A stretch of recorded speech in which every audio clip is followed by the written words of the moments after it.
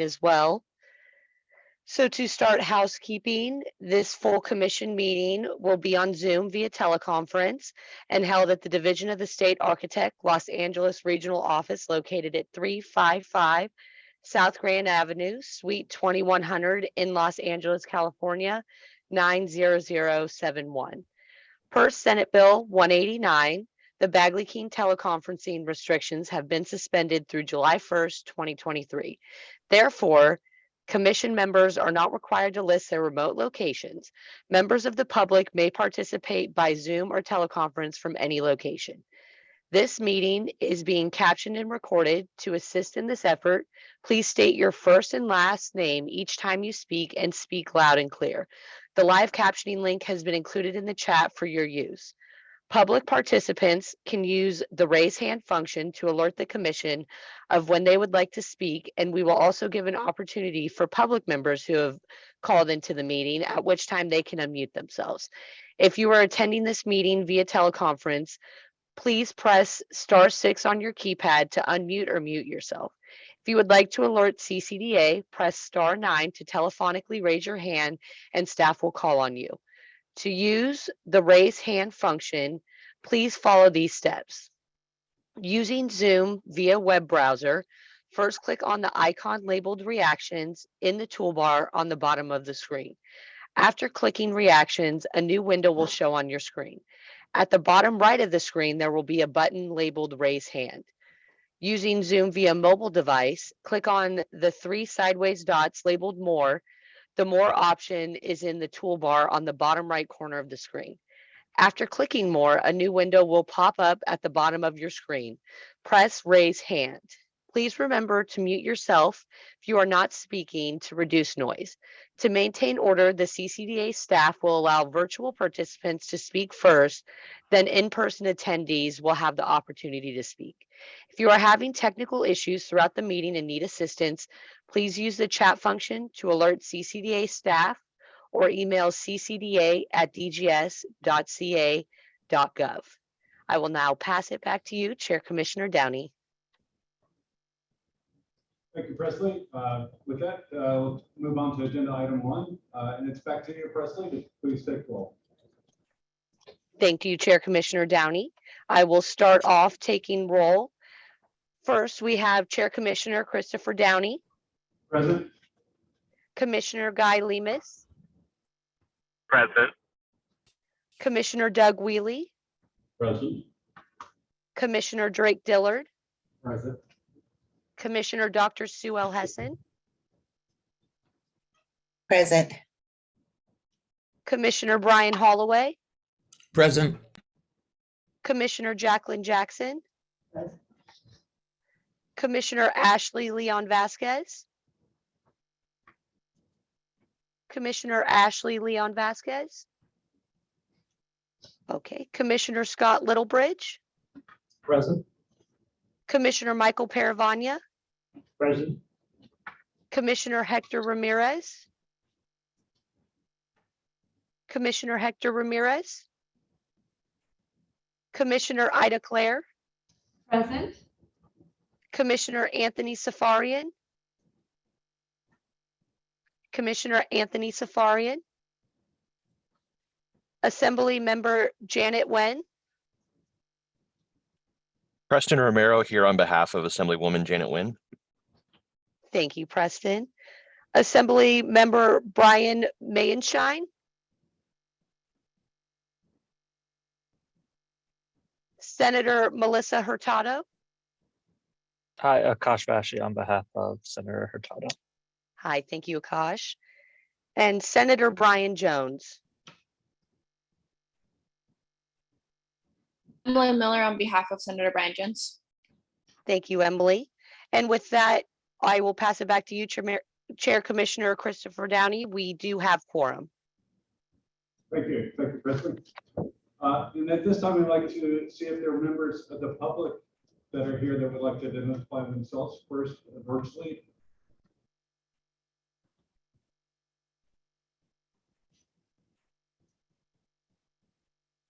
If there are none, then any members of the public here in person that would like to identify themselves.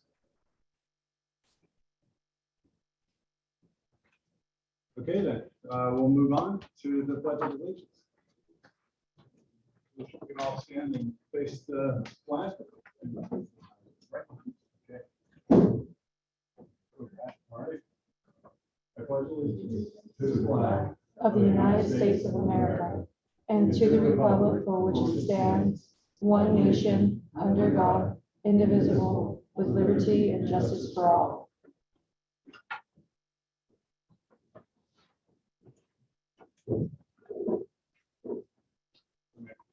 So back together here.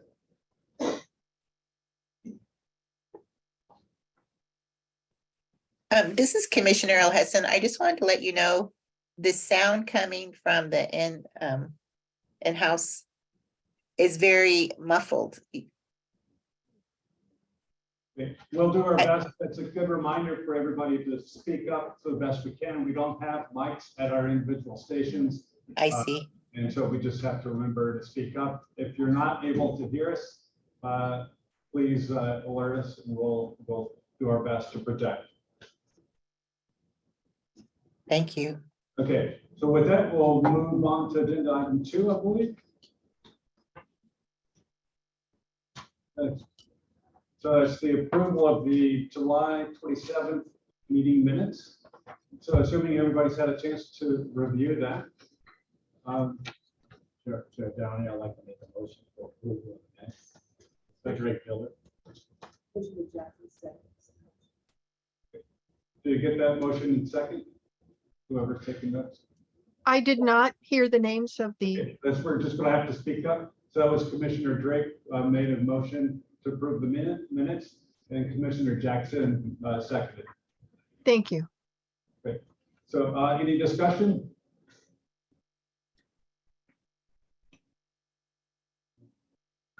So hearing none, then we'll take a roll call vote.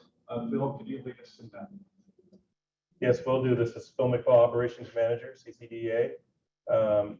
Chair Commissioner Downey, Abstain. Vice Chair Commissioner Wheelie. Aye. Media Pass Chair Commissioner Lemus. I'm not clear. What are we voting on? I'm not clear. We're voting on the approval of the minutes from the July 27th, 2022, the meeting minutes. Oh, okay. Aye. Okay. Commissioner Paravani, Aye. Commissioner Dr. El Hessan, Aye. Commissioner Holloway, Aye. Commissioner Lillibridge, Abstain. Commissioner Downey. Oh, sorry, Commissioner Jackson. Aye. Commissioner Ramirez. I believe he's not here, and Commissioner Leon Vasquez, who I believe is not here as well. So that all votes have been noted, and I want to pass it back to Chair Commissioner Downey. Oh, Commissioner Dillard. Aye. Okay, now all votes have been counted. My apologies. And I want to pass this back to Chair Commissioner Downey. Okay, thank you.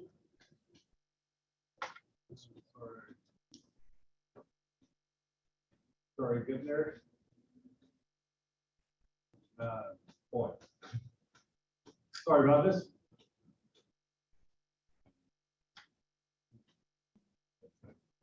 I'm sorry, yeah, it just takes me a while to get through my line by line, it's a lot of stuff there. Okay. Okay, agenda item number 3, comments from members of the public on items that are not on the agenda. So are there any comments from members of the public that are attending virtually at this time? Chair Commissioner Downey, there appears to be no indication from any public members that would like to comment on this agenda item. Thank you. Mr. Commissioner Chair Downey, are there any members of the public that would like to speak at this time? Here present here in person that would like to speak at this time. Chair Commissioner Downey, there's no indication of people in person that would like to comment on this agenda item. Okay, thank you. With that, we'll move on to agenda item number 4, the introduction of our new executive director, April Dawson. And for that, I'd like to turn it over to our operations manager, Phil McFall. Thank you, Chair Commissioner Downey. I'm here today to talk about or welcome our newly appointed executive director, April Marie Dawson. April comes to us from the Resources for Independent Living, RIL, where she previously served as executive director. RIL is a social justice organization dedicated to advancing the socioeconomic independence of people with disabilities through peer-supported, consumer-directed independent living services and advocacy. Prior to RIL, April led nonprofits in the San Francisco Bay Area and the state of Oregon. In addition to her executive director duties, she has served in leadership roles on the Sacramento County Continuum of Care Advisory Board, Sacramento Regional Transit Mobility Advisory Committee, the Mayor's Climate Commission, and the California Committee on the Employment of People with Disabilities. April is a graduate of California State University, Sonoma. April was born with spina bifida and is a wheelchair user. In her spare time, she enjoys reading, walking her dog, and traveling. And I have a quote: "I'm honored to be appointed as the Executive Director of the California Commission on Disability Access. I look forward to engaging with the business and disability communities to increase access for all." And I'd like to pass it back to Chair Commissioner Downey. Thank you, Phil. With that, are there any comments from members of the commission that are joining us virtually that would like to speak to this agenda item?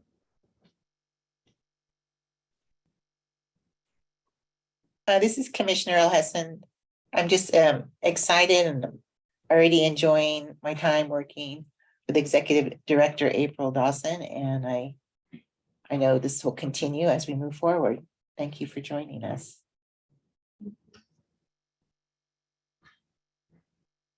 Chair Commissioner Downey, there appears to be no indication from any other commissioners that would like to comment on this agenda item. Thank you, President. At this time, are there any comments from members of the commission that are here in person on this agenda item? This is Commissioner Paravani. I just want to say welcome. And we haven't known each other long, but I really feel very optimistic that good things are happening. I really appreciate that. And I'm so glad you're here. Commissioner Dillard, I also like to say that when I saw this new executive director item on the agenda, I felt that I've been knowing April for a long time already, so I think that's a good example of what's to come. This is Commissioner Jackson. I just want to say welcome. I'm really happy to have you on board.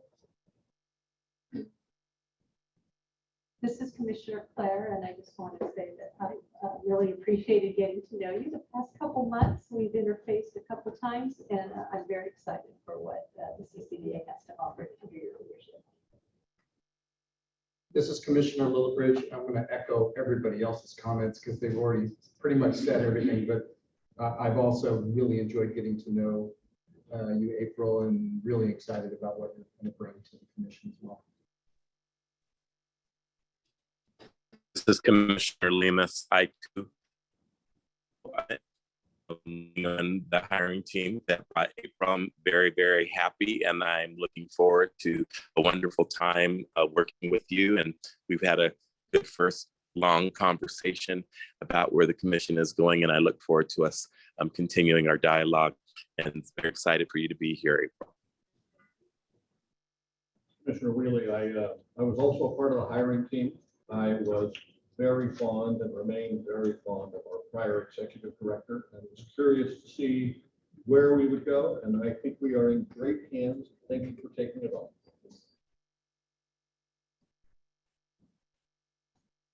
Okay, I think that's all comments from the commissioners. I'll open it up to members of the public that are joining us today virtually.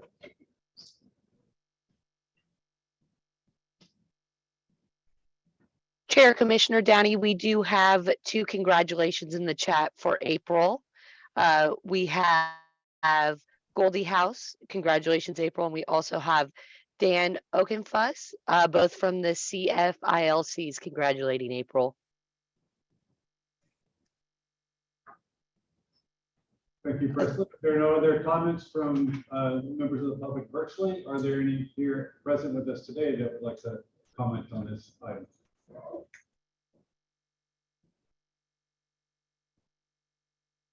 Hearing none, then I'll just take the liberty of welcoming you to the commission. It's been quite an honor and a pleasure to get to know you, and I'm thrilled and optimistic about our future. I too, like other members of the search committee, were thrilled with the selection, with the opportunities we had, options we had, and to really secured a wonderful fit. So we're all optimistic, confident will serve us well. And echoing Commissioner Doug Wheely's comments of the trepidation of losing a very dear executive director, I think we landed on a wonderful new executive director. It's truly a pleasure to have you on board. Thank you. Thank you, Chair Commissioner Downey, and thank you to all the commissioners and members of the public for your kind words. I'm really proud to be here, and thank you so much for this opportunity, and I look forward to serving the commission for years to come. Okay, with that, we move on to agenda item number 5, which is a Senate memorandum acknowledging the service of our immediate past chair, Guy Lemus. So with that, I apologize for the awkwardness as I sort of navigate through my environment here, but I've had the pleasure of trying my best and the challenge of trying my best to fill some really big shoes left by Guy Lemus. And so it's been truly wonderful to have served on the commission under his leadership, and then to learn from him, learn from his passion, learn from his command of the material of all that comes with this position, and really to witness the remarkable leadership he's given to this commission the entire time that I've served on the commission. I recall he took on the position the date of my first commission hearing. So to my experience, this is immediate past chair Guy Lemus's commission. I really thank you for all of your service over the years and the tremendous leadership you've given us to take us to where we are today. So thank you for all that you've done. So with that, I'll hand it over to April Dawson for further comments. Thank you, Chair Commissioner Downey. The following is a Senate resolution from Senator Brian Jones' office honoring Commissioner Guy Lemus for his years of service. And so I'm going to read it, and it's also being projected on the screen. And it says that the California Commission on Disability Access, CCDA, honors Commissioner Guy Lemus for his leadership and years of service with the commission. Guy Lemus has remained committed to the commission and to his community. Throughout his career as an attorney, Guy represented hundreds of individuals with disabilities and continues to remain a vocal advocate throughout his term. Guy educates his colleagues on how to promote better access for people with disabilities in California. Congratulations, Commissioner Lemus. Thank you, April. With that, are there any comments from members on the commission that are joining us virtually today?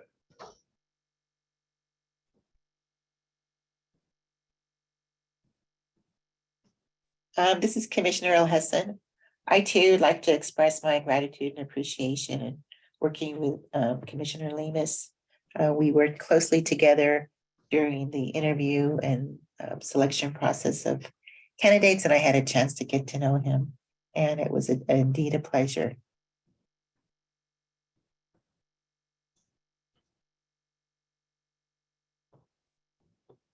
If there are no other comments from members of the commission joining us virtually, we'll move on to members here in person. If there are any comments you would like to share. This is Commissioner Wheely. Guy, congratulations, well deserved. You have been a delight to work with, hanging on your wall. Good for you.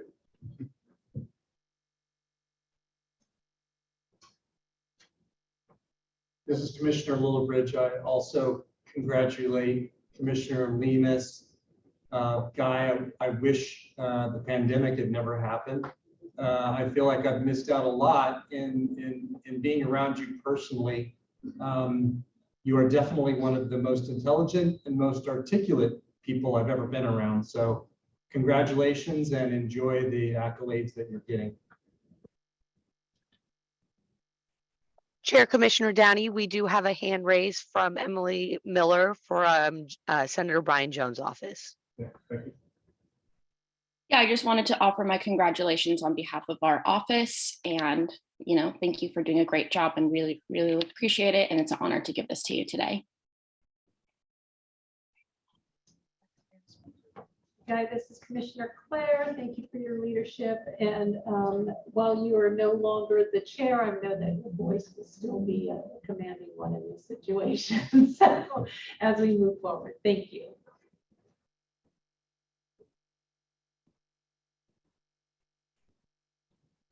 If there are no further comments from members of the commission, they're present with us here today, then we'll move on to members of the public that are joining us virtually.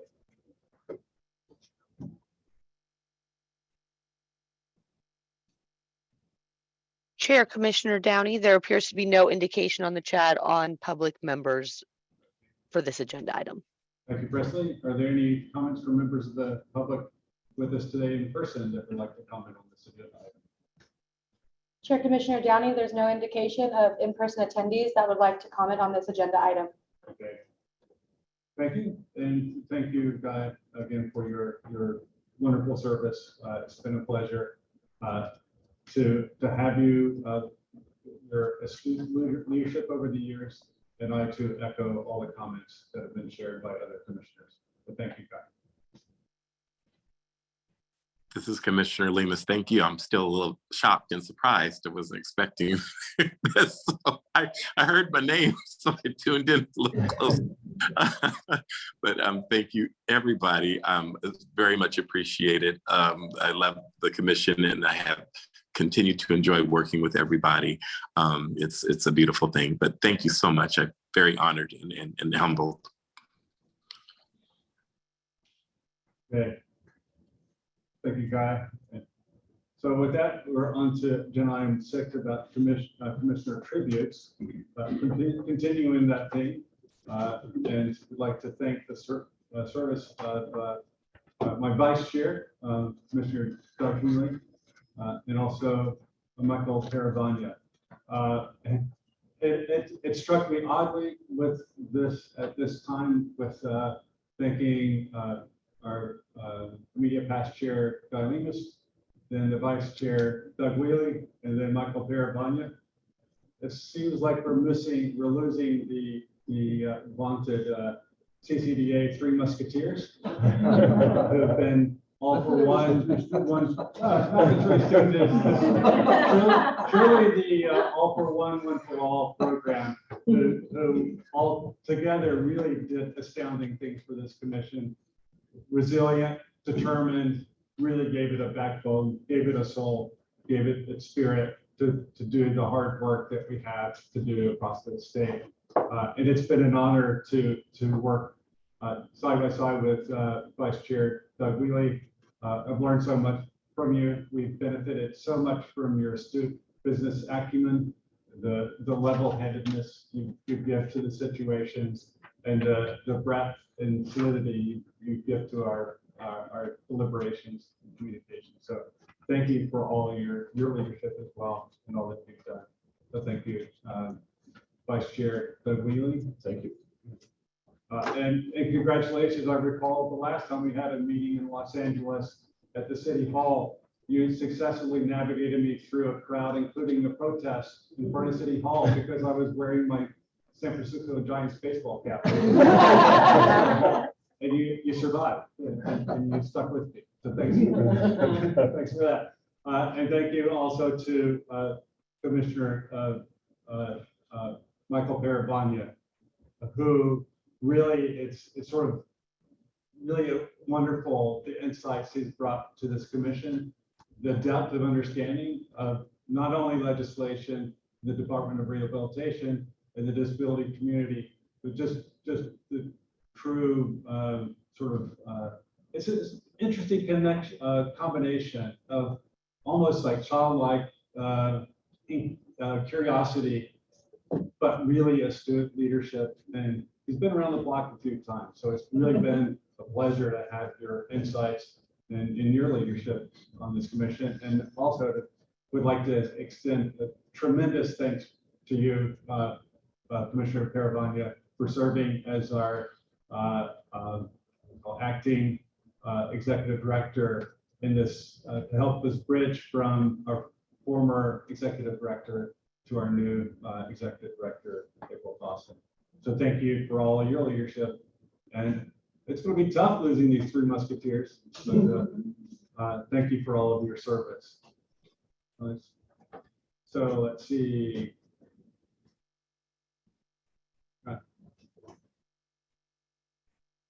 Okay, so it's I'll hand it off to our executive director, April Dawson, for these two. Thank you, Chair Commissioner Downey. I am going to read the two resolutions from Senator Jones's office, and then we are going to have a special presentation. And so first I will read the text from Senator Brian Jones' resolution honoring Commissioner Wheelie. The California Commission on Disability Access, CCDA, honors Commissioner Doug Wheelie for his commitment and years of service with the commission. Doug serves on the commission as the California Business Properties Association CBPA appointee. The CBPA played an integral role in the inception of the commission, and Doug kept their collaborative efforts on the forefront during his years of public service. Doug uses this collaborative and innovative approach to produce and develop projects that focus on inclusion while repurposing vacant spaces for community use. Congratulations, Commissioner Wheelie. And now I will read the text of a resolution honoring Commissioner Paravanya from Senator Brian Jones' office. The California Commission on Disability Access, CCDA, honors Commissioner Michael Paravanya for his years of service and unceasing devotion with the commission to ensure a barrier-free California.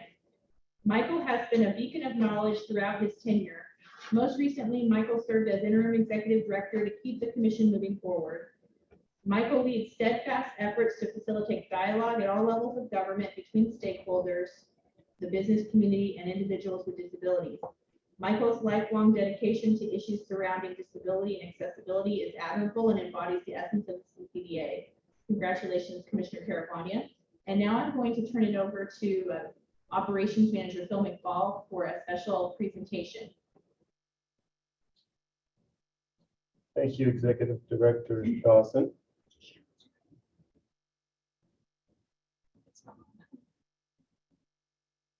Bear with me momentarily.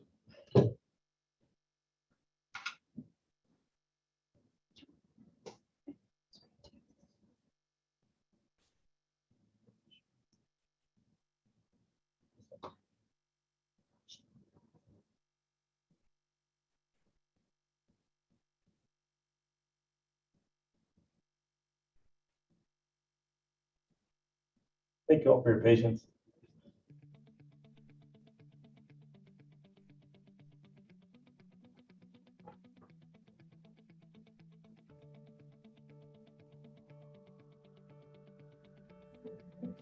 There's a bit of history I want to share here, that the origins of California Commission on Disability Access come out of a dialogue between Rex Heim on behalf of the business community and California Business Properties on the one hand, and the Centers for Independent Living community on the other hand, that there ought to be a venue, an opportunity for dialogue between the disability community and the business community, a dialogue by which we might increase our awareness of each other, increase our awareness of the needs of the disability community, that those who own the built environment would have an opportunity to better understand the needs of the disability community and make improvements for the betterment of us all. And out of that short story came the formation of California Commission on Disability Access. I think that Commissioner Wheelie has really impacted the CCDA through his membership on the California Business Properties Association, which is a really key partner and was involved in the inception of CCDA. And I think that he has really helped to bring business to the table, whether it's through attending some of our forums or coming and presenting to us, introducing the disability community to a lot of the different players involved in business. I think that he has really helped the CCDA raise its profile amongst the business community, which has helped to really put the interests of people with disabilities in the minds of people who may not have thought about people with disabilities as their customers or their employees or their potential leaders, for example. So he has really helped to bring people with disabilities into awareness in a lot of new spaces. You know, he has brought a reasonable business perspective to the commission, which has been good for the commission to keep in mind as we move forward and we've done our work. Doug has been someone who I think is very well respected, not only in his business life, but also on the CCDA. Very well spoken. And I would say we use a term in our company called playing above the line.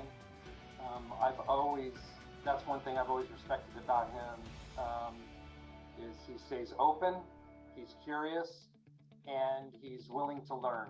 And that's all you can ask as a commissioner. We all represent different interests, so I think he is the model of playing above the line. I think of him sort of as the epitome of the partner from the business community that our commission needs. He's confident, he's rock solid, and he's very a strong collaborative player in trying to make those important connections and have those important conversations to really advance our mission and improve accessibility in the state. Commissioner Wheelie has been an excellent commissioner on the CCDA. He has particularly impacted the CCDA by highlighting the interests of businesses and the needs of businesses, particularly in the area of accessibility and compliance, and making sure that businesses understand their obligations and also understand the resources available to them to get what they need to become as accessible as they can for their customers with disabilities. However, prior to the pandemic, I got about a year where we were able to meet in person, and Doug was always just a pleasure to talk to. Great voice. He's got a fantastic voice. He could be on radio or be, have a second career. He's kept the business community's interests and perspective on the CCDA table, and he has also shown the business community's willingness to collaborate and cooperate and bring benefit to the work of the commission. Gonna miss you. Actually, kind of wish that I've gotten to know you even better than I do. And we know you're not going away. You've already said that you're not going away. So please don't be a stranger. But I've really appreciated the time that I've got to spend with you and learn from you. And I'm looking forward to seeing what the next chapter in your career and life is. So please stay in touch, and I'll forever remember you as being kind of a mentor to me. Maybe not directly, but definitely with the short amount of time we spent together, I really learned a lot from you. So take care and right off into the sunset. Just that we appreciate him so much, and we're all going to miss him greatly, and we're going to miss his commitment and his sense of humor a lot. There was reserved to CBPA the right to appoint a member of its board to the Disability Commission, obviously with the governor's approval. I am finishing a decade as the representative of CBPA on the CCDA commission, and I'm delighted to be here. And, you know, as a part of our structure, the chair of this commission must be a member of the disability community, and the vice chair must be a member of the business community, all in keeping with this notion of building dialogue between the two and bringing us together.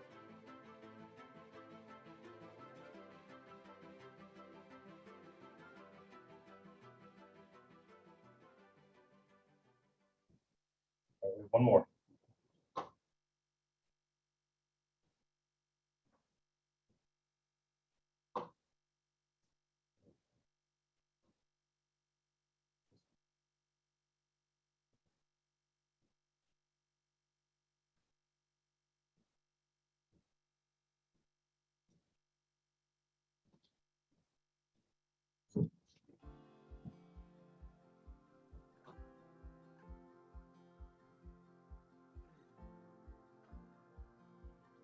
I was initially appointed by Governor Brown to finish another commissioner's term, and then Governor Brown appointed me a few more times, and then Governor Newsom appointed me the last time.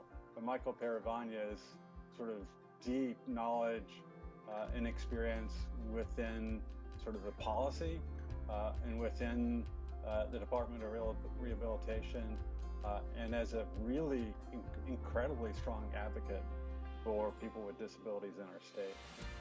I would describe Commissioner Paravagna as a passionate public servant, as someone who deeply understands at the core of his being the tenets of the disability rights movement, and really sees himself as a change maker, as a person who really believes deeply in the full integration of people with disabilities in everyday life, and who has really dedicated his whole life's work to that purpose. I think CCDA has a unique and special role. The mission of creating an understanding between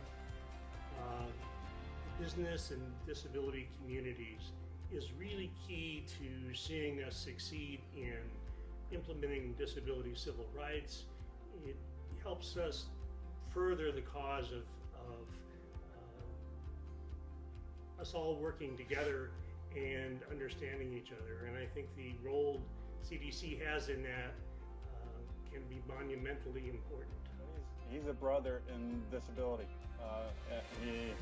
He has such a deep, rich knowledge, appreciation, and stance on disability rights, a deep knowledge of a lot of the challenges, and the working knowledge of the Department of Rehabilitation. He's been such a vital player in so many conversations. I think that he is really good at keeping at the forefront of our minds what our mission is. That at the end of the day, we're all about increasing access for people with disabilities to the things that we enjoy, whether it's going to the movies or going out to eat or just walking down the street, just things that a lot of people take for granted. And he really is able to just directly state what he thinks we need to be doing. And there's a sense of urgency about the things that he says. He's very timely, and he is really good at just keeping us focused on what we're all here to do. And he definitely approaches it in a way that's very pragmatic, and in a way that is bringing all different sides together toward that purpose. He has been instrumental in really moving it forward. And also just most recently, his support and dedication during the transition process of hiring our new executive director, and kind of coming to your offices and supporting staff and helping to answer any questions or concerns that may arise. But I believe he's been truly instrumental in building our commission, setting the course of how we'd like to be moving forward in the years to come.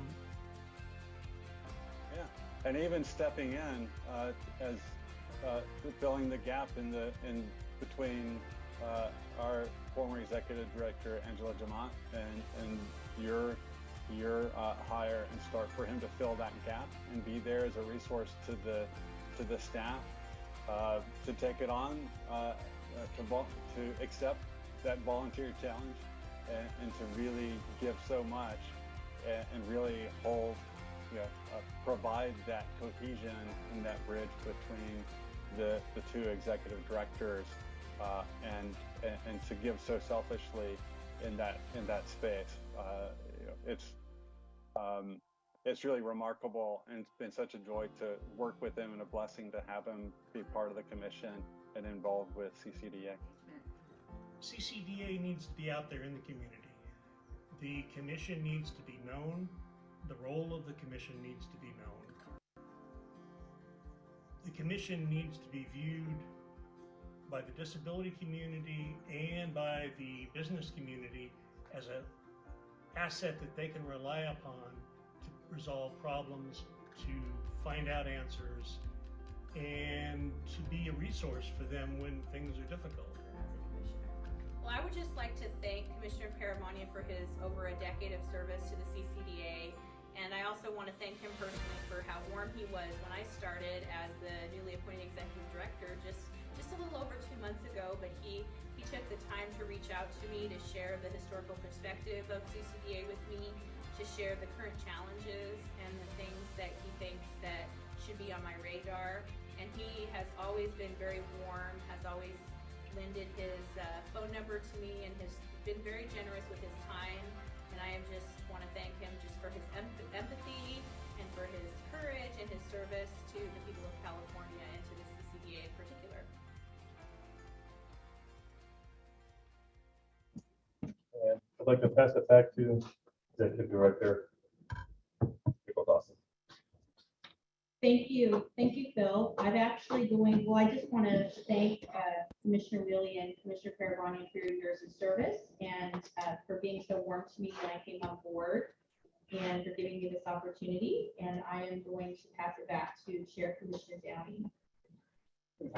Thank you, Executive Director Dawson. With that, I'd like to see if there are any comments from members of the commission that are joining us virtually today. This is Commissioner Guy Lemus, and I want to echo the sentiments in the wonderful creative video presentations. Kudos to staff for doing that, and well-deserved. I will miss my friends, Commissioners Mike Paravania and Douglas Wheelie. Absolutely, Three Musketeers. We've been through a lot. We've seen the commission grow, you may be out of sight, but never out of mind. And I know you both will still be around to get into some good trouble, but I will miss you and definitely will stay in touch with both of you. But from the bottom of my heart, thank you so much for your deep wisdom and your willingness to serve and your ability to facilitate bridge building and dialogue, both from the context of government with Commissioner Paravania's deep knowledge, as well as Commissioner Wheelie's knowledge of the built environment community. I've learned a lot over the years, and I cherish the relationships we've built with one another. And just thank you for stellar and outstanding service to this commission and to our state. Thank you.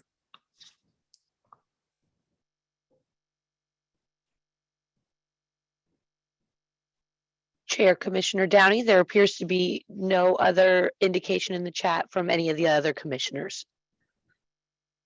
Thank you. So at this time, are there any comments from members of the commission that are here with us in person this morning? This is Commissioner Claire, and I just want to thank both of you. I've enjoyed working with you for the time that I've been here. I will miss your leadership, both of you, and but look forward to engaging with you further, either through my role as state architect or, again, through the commission in some capacity. Thank you for your service.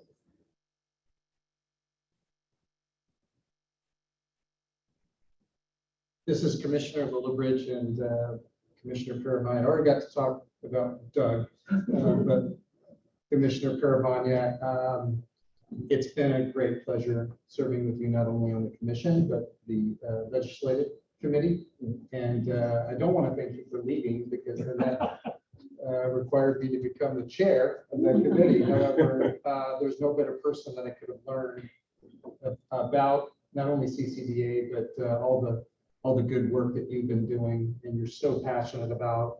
And I'm very happy for you that you're moving on, doing some other things, and we'll definitely miss you and your presence.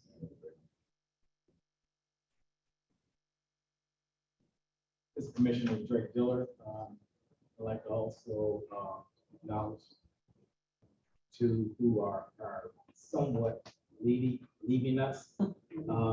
I'm new somewhat on the commission compared to the two distinguished gentlemen, but it sounds to me like they're not ready to leave. I was speaking to Commissioner Douglas, and he indicated to me that he's not retiring. So in my world, you're vice chair, you immediately go to chair. You don't disappear, you continue on. So, but no, all kidding aside, just want to acknowledge it and thank you for the service. Thank you.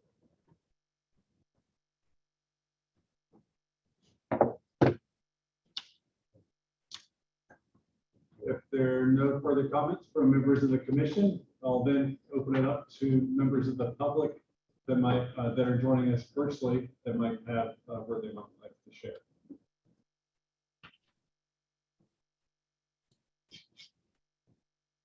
Chair Commissioner Downey, there appears to be no indication from any public members that would like to comment on this agenda item.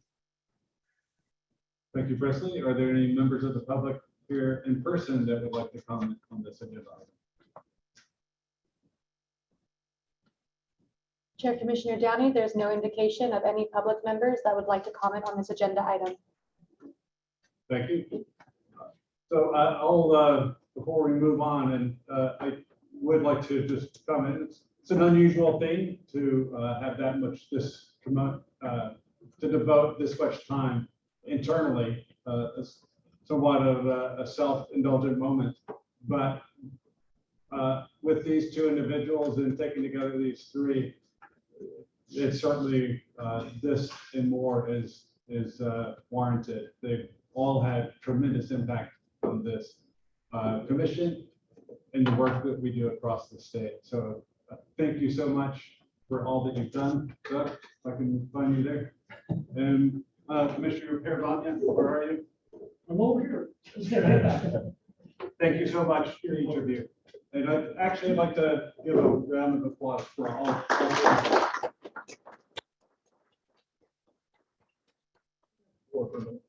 Yes, you may.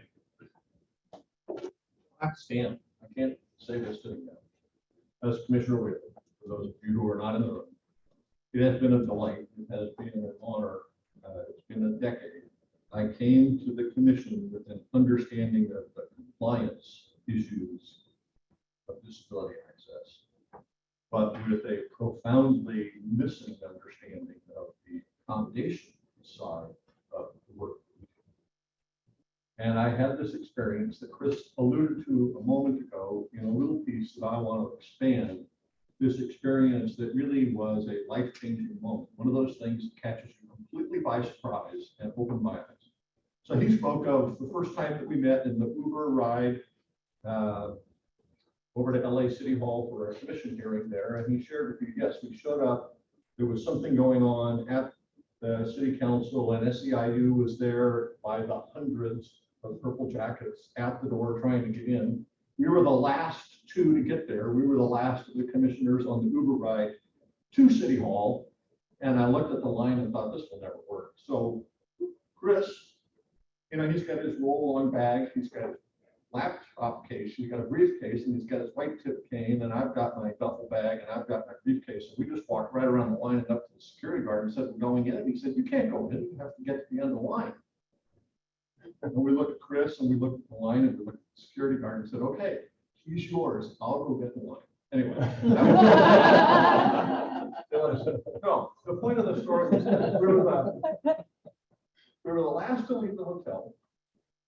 We were the last to show up at City Hall, and it was perhaps the worst Uber ride that I've ever had. We showed up not at the front door, but at the back door, all the way around the block with an illegal U-turn to get us to the curb, and the Uber driver dumps us there, and here we are with all of our gear. And I have no experience with the blind.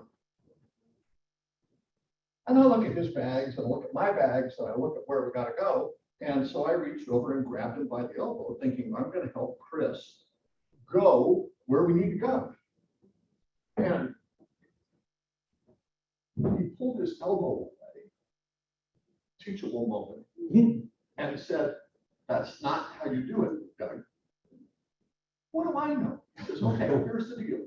And I saw it this morning. Put out your elbow. And if I want your help, I'll put the back of my hand on your elbow and I will follow it. Right? Okay, I get it. And we made it all the way around the block, and we made it from the SEIU crowd. We made it to the security guard. But the lesson has stuck with me ever since. And a few of you have heard me relate this story. But isn't this how we all want to be treated in every aspect of our lives, with whatever disability, whatever brokenness we all have inside ourselves? Don't grab, don't be, but be my friend and be my companion and be there for me if I need you. I thought, oh my gosh, I wish I could start all over again raising my kids. It's a profound lesson of how we treat others. And then for those of you who are of faith will understand what I'm going to say next, that that's the way God expects us to regard him. He's there, but he won't grab us. He's and our spouses, all of us. And I'm so grateful, Chris, for the way you taught me this lesson about life. And I'm so grateful for the work that this commission does, that we are standing between the business community on one side and the disability community on the other side, well, they're always out as a resource to both. And this has been a delight. You know, this appointment from CBPA to CCDA, it's not a lifelong appointment. There are others who are well suited. It's time for me to share this, but it's been just a delight. Thank you.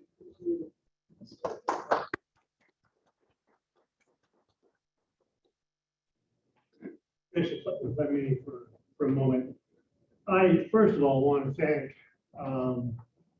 members of the commission and staff, both past and present, for the generosity that has been pervasive through my 10 years with the commission. This commission for me was an opportunity to give back. I started my relationship with California state government in early 1975 as a child. And I've been working with state government ever since, and it's been a rewarding experience. And I really hope that I've been able to impart some insights to people I've come in contact with to assist them in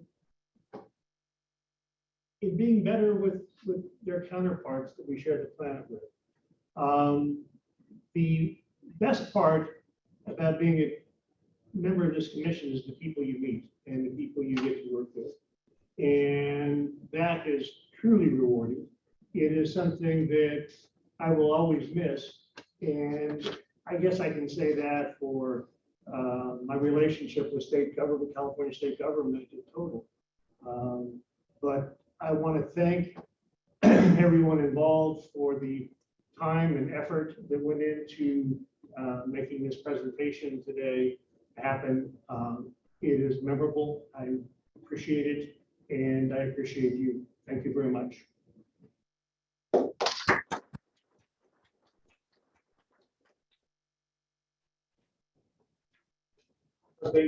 Thank you one last time, I guess, maybe. Might be some other things, but thank you, Doug. You're welcome. Thank you, Michael. And thanks also, I'd like to reiterate the thanks to staff for putting together that video piece. So thanks so very much. We never found out who's low, curly, and no. I know who Curly is. Well,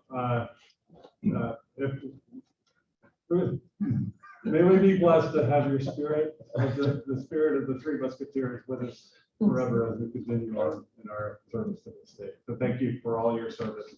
Thanks so very much. With that, it is time to move on to agenda item number 7, I think it is.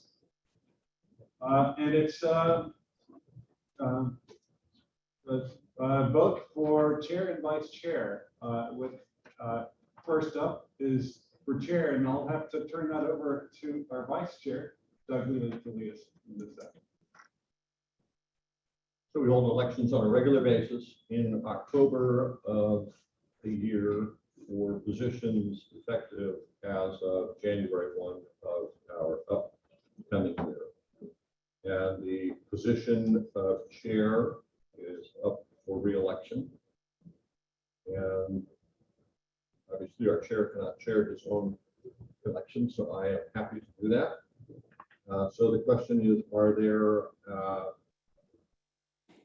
any nominations from the floor? Are there, is the chair willing to continue to serve?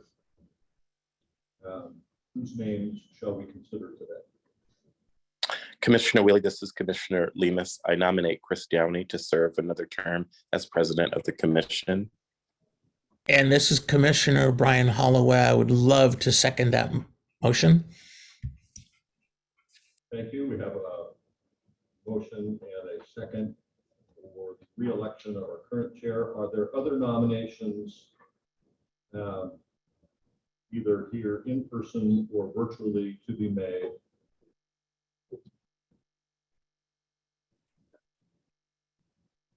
Vice Chair Willie, there appears to be no indication of in person that would like to nominate.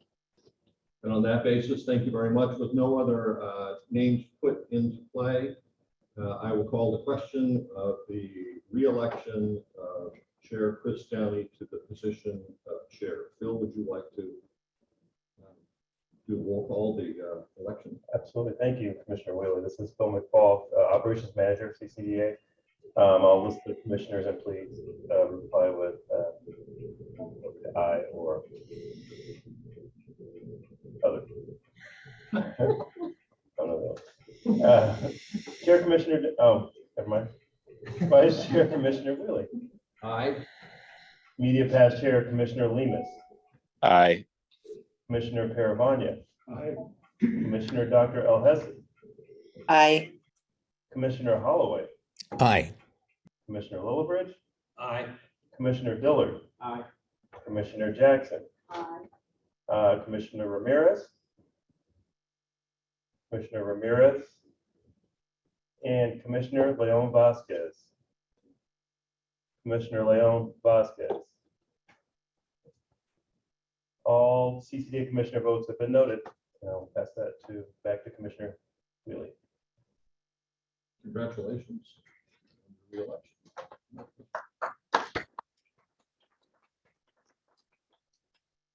Well, thank you, Vice Chair Commissioner Douglas Neely, and thank you to all members of the commission. It's quite an honor and it's humbling to have the opportunity to continue serving as your chair as we do this tremendous work for the state. And so thank you so very much for your vote of confidence and as we continue down this path together. So with that, I think brings us to the election of our vice chair. And let's see.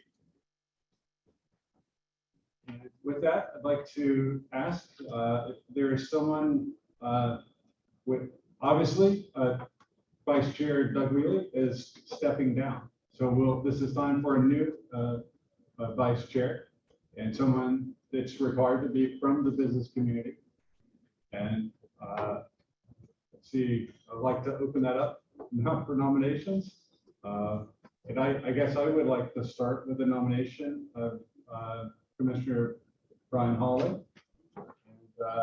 And curious to hear if there are other nominations or if there's a second. Commissioner Wheeler, I would like to second the nomination of Brian Holloway. Thank you. So if there's any discussion on this item, members of the commission that are joining us virtually. including any other nominations. Chair Commissioner Holloway, there looks like there is no indication in the chat from any of the commissioners that would like to comment. Thank you. Any comments from members of the commission here in person? Chair Commissioner Downey, there is no indication of any commissioners in person that would like to comment on this agenda item. Okay. I'm gonna try and check my notes here. Do we ask the members of the public? Any comments from members of the public virtually? Chair Commissioner Downey, there looks like there is no indication in the chat for public members that would like to comment. Thank you, Presley. Any members of the public here in person that would like to comment? Chair Commissioner Downey, there are no in-person attendees that would like to comment on this agenda item. Right, thank you. Then we'll move it on to Operations Manager Phil McFall to lead us in a roll call vote. Thank you, Commissioner Downey. This is Phil McFall. Oh, yes, we did have a second. Thank you. Just for the record, I made the motion and Vice Chair Douglas Wheeling seconded. So with that, back to Phil. Thank you, Chair Commissioner Downey. We'll go through the roll call again. Chair Commissioner Downey. Aye. Vice Chair Commissioner Wheeling. Aye. Immediate past Chair Commissioner Lemus. Aye. Commissioner Dillard. Aye. Commissioner Paravanya. Aye. Commissioner Alhesson. Aye. Commissioner Lillibridge. Aye. Commissioner Jackson. Aye. Commissioner Ramirez. Commissioner Ramirez. And Commissioner Leon Vasquez. Commissioner Leon Vasquez. Okay, Chair Commissioner Downey, all CCDA commissioner votes have been noted and passing effect. Thank you, Phil. And with that, not that I give him a chance to say anything contrary before this nomination. Is there any comments you might like to share with this commissioner and newly elected Vice Chair Brian Hall? How do I raise a hand?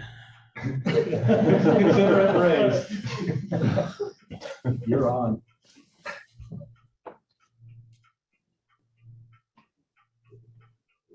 Commissioner Holloway, you can go ahead and speak. Oh, thank you. I was trying to figure out how to put the hand up. I couldn't remember how to do that. First of all, thank you, commissioners. I'm honored to take this this vice chair position. I have big shoes to fill following Vice Chair Commissioner Wheelie, and I'm very much looking forward to working with re-elected Chair Downey and the rest of the commissioners and our terrific staff this coming year. So thank you very much for this honor and an opportunity to contribute to CCDA. Thank you. Thank you, Brian, and congratulations as being our new Vice Chair. So thank you very much. So with that, we'll move on to agenda item number 8, which is the approval of our proposed 2023 CCDA calendar. So, are there any questions or comments regarding the proposed calendar? With that, we'll start with members of the commission that are joining us virtually today.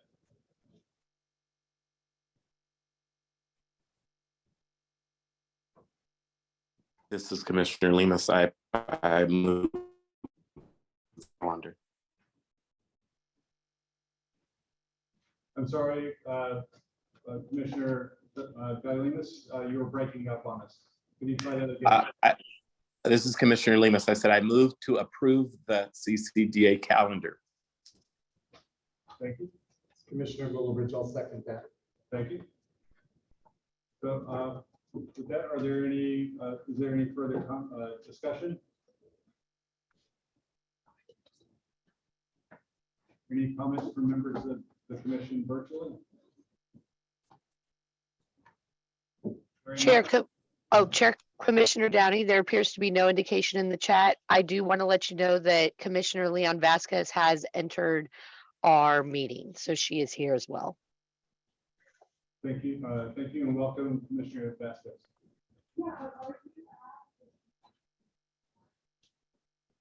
Or is that? Okay. So I didn't know if that was Commissioner Vasquez saying something. It's a remote, far distant voice coming into our space here. Sorry about that. So any comments from members of the commission here in person?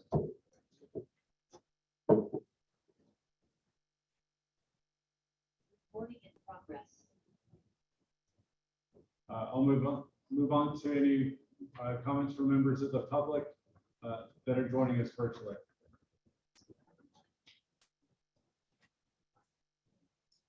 Chair Commissioner Downey, there appears to be no indication in the chat on any of the public members that would like to comment.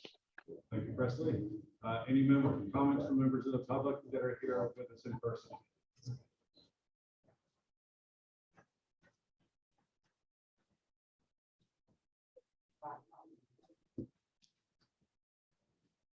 Okay, hearing none, I'll hand it back to our CCDA operations manager to take a roll call vote. Okay, thank you, Chair Commissioner Downey. This is Bill McFall, Operations Manager, CCDA. And I'll put in the list of commissioners. Chair Commissioner Downey. Aye. Vice Chair Commissioner Wheelie. Aye. Immediate past chair. Aye. Commissioner Dillard. Aye. Commissioner Paravania. Aye.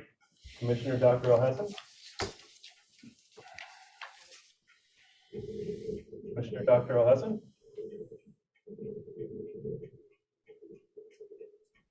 I'll check back.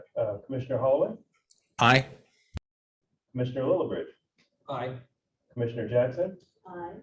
Commissioner Ramirez. Commissioner Ramirez. And Commissioner Leon Vasquez. Commissioner Leon Vasquez. And Commissioner Dr. Alhassan.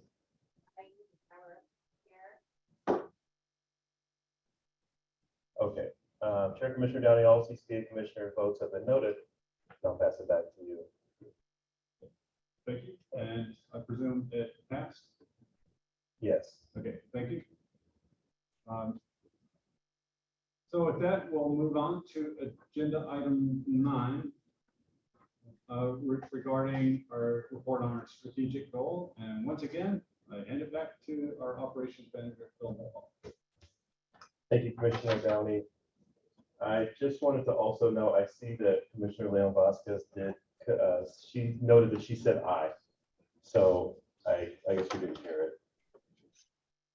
I want to talk, back to my presentation, I want to talk to you about our strategic goal. We have 2 different items on our strategic goal. First item is our data migration, and our data migration has been completed. We've migrated all of our data to the portal starting in 2012 all the way up to current. So we do have all of the data in our legal portal that has been updated. So we have actually completed that step, that portion of our strategic goal. The second portion of our strategic goal is our accessible parking campaign and the development of the toolkit. We are in the process that we've done a lot of good work on that project. We're getting close to finishing the actual development of the draft toolkit. Once we finish, we will be passing it on to the state architect, division state architect, to have them take a look at it and give us feedback on what we've developed. Once that's done, we will be getting that to the commission, hopefully the beginning of the 2023. So look for that coming in the very near future. So, but that's just a brief update on what we're doing at this point. We will be meeting through November and December to finish development of the toolkit, and we will have it ready for review. I will say, hopefully mid-December, early mid-December. And that's all I have on that report, and I will pass it back to you, Chair Commissioner Downey. Thank you, Operations Manager Phil McFall. And I had to do a double check there. I'd like to absolutely congratulate staff on completing the data migration. That's a huge task. So thank you so very much for doing that. I think staff deserves a round of applause. That was mainly Stephanie Gross and now Teresa Brown, who's not with us anymore, but they both were very integral in making that happen. So they were the staff that were able to make that happen. So I wanted to make sure I acknowledge them. for their hard work. Yeah, however, and whoever, it was a mountainous pile of paper. It was. To migrate into digital form and gives us the platform to do some truly wonderful data sorting and sleuthing to figure out really what's going on and to really sort of look for trends and growth and issues across the state. So I really take that as a momentous occasion. Thanks for all the hard work for all. Thank you. Thank you, Chair Commissioner Dowd. So with that, I'll open up to other members of the commission that might have any comments or questions. First, any of you joining us virtually?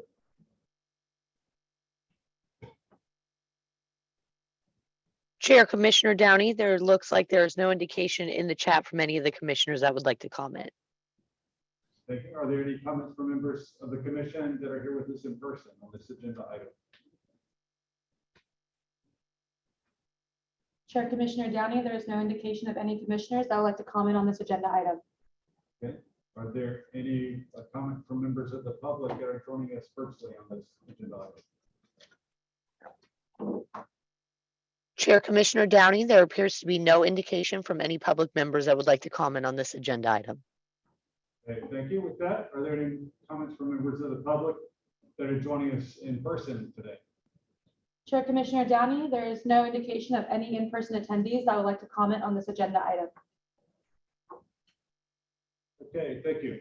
With that, then we'll move on to agenda item 10. The chapter legislation.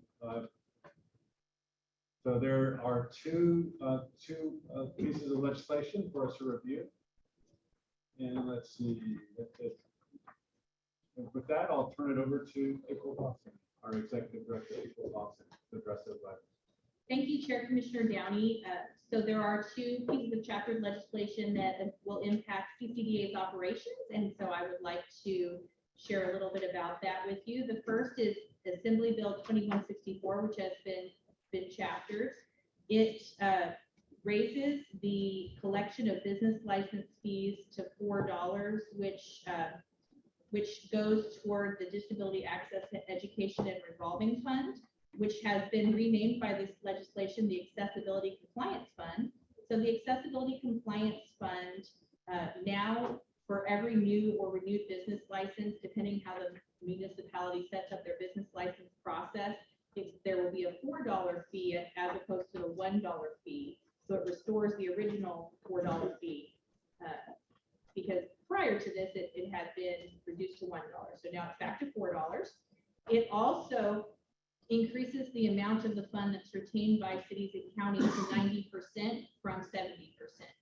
Originally, it was 90% when the fund was first established, and then it was reduced to 70%, and now it's back to the 90%. And the purpose of the fund is that cities and counties, or the city and the county as a group, has a fund that is housed with the Division of the State Architect for the purpose of educating and retaining CASPs, which stands for Certified Access Specialists. And Certified Access Specialists are people who are specially trained to educate businesses and cities and counties about how to make sure that their buildings and processes are accessible to people with disabilities, for businesses as well as in the building departments of cities and counties.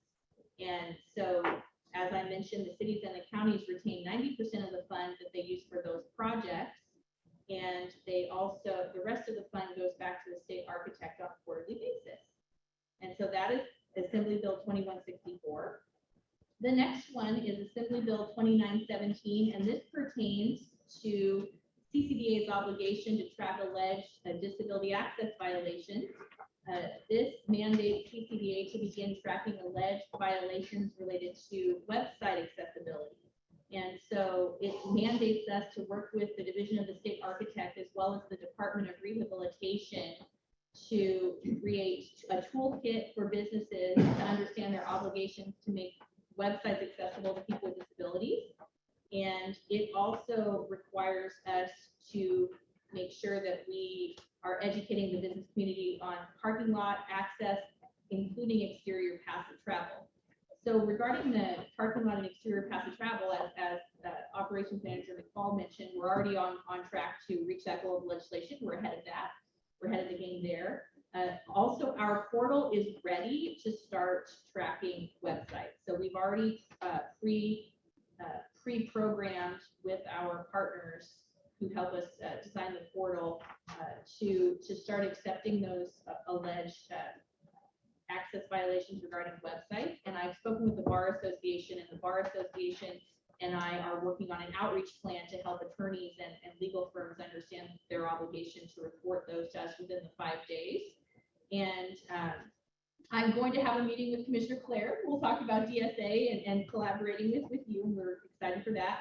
And I've also had a meeting with the Department of Rehabilitation, and they are going to, they already have a wonderful accessibility toolkit that they gear towards state and local governments. And much of that can be adapted to the business community. So they have basically allowed us to use anything that they have produced. They have allowed us to take that back to our work group and create toolkits for the business community, and then create an outreach plan to make sure that businesses look at the toolkit and then it's a usable tool for them. And so with that, I will turn it back to Chair Commissioner Downey and see if there are any questions about the chapter legislation. Thank you, Executive Director Dawson.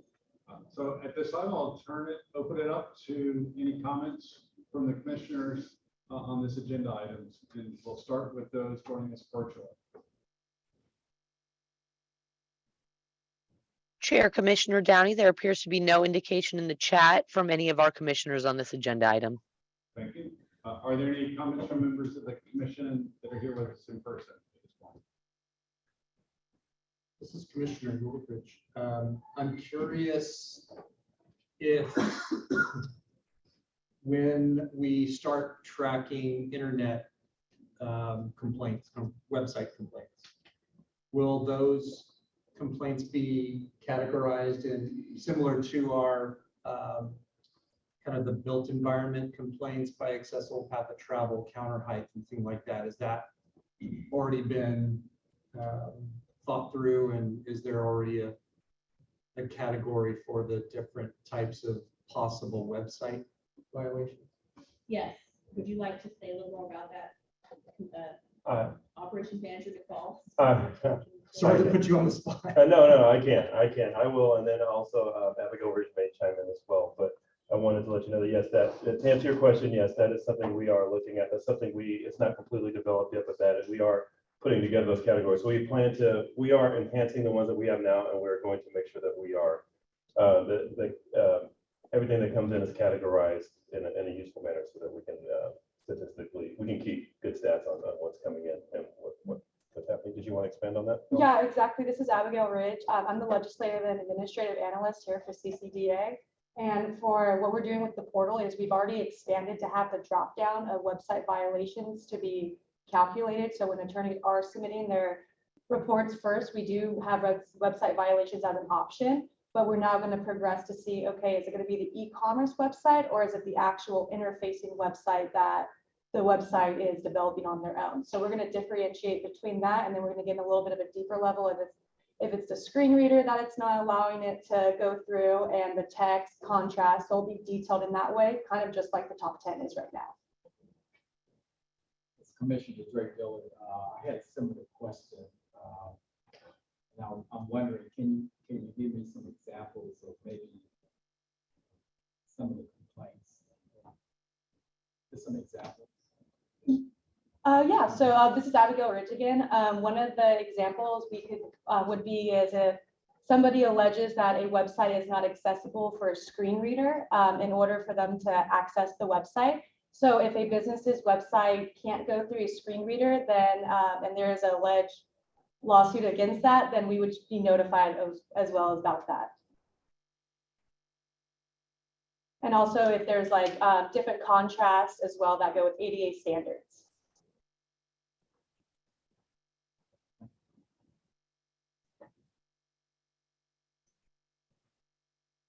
Pass back to you, Commissioner Downey.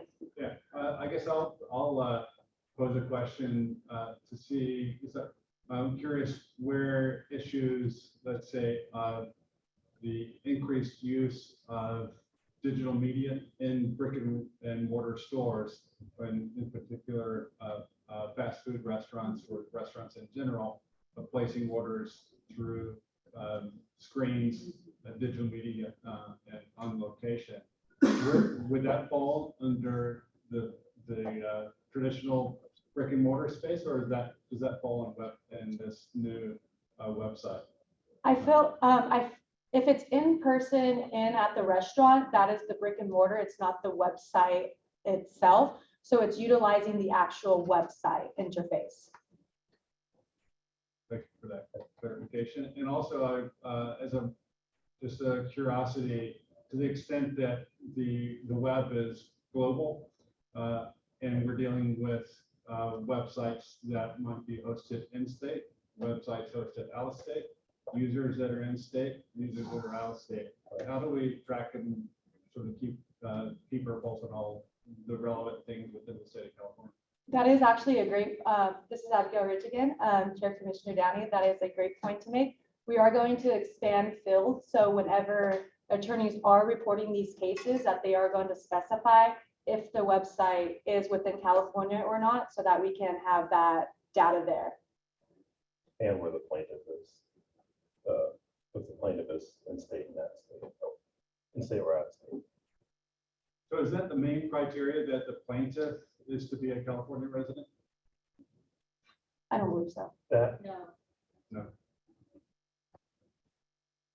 we And I think we're getting a little into, there may be some legal questions that we may not be able to answer related to how that legislation will apply, but we can get that answer for you. Thank you.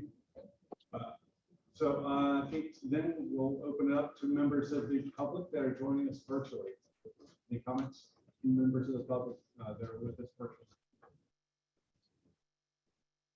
Chair Commissioner Downey, there appears to be no indication of the chat of any public members on this agenda item.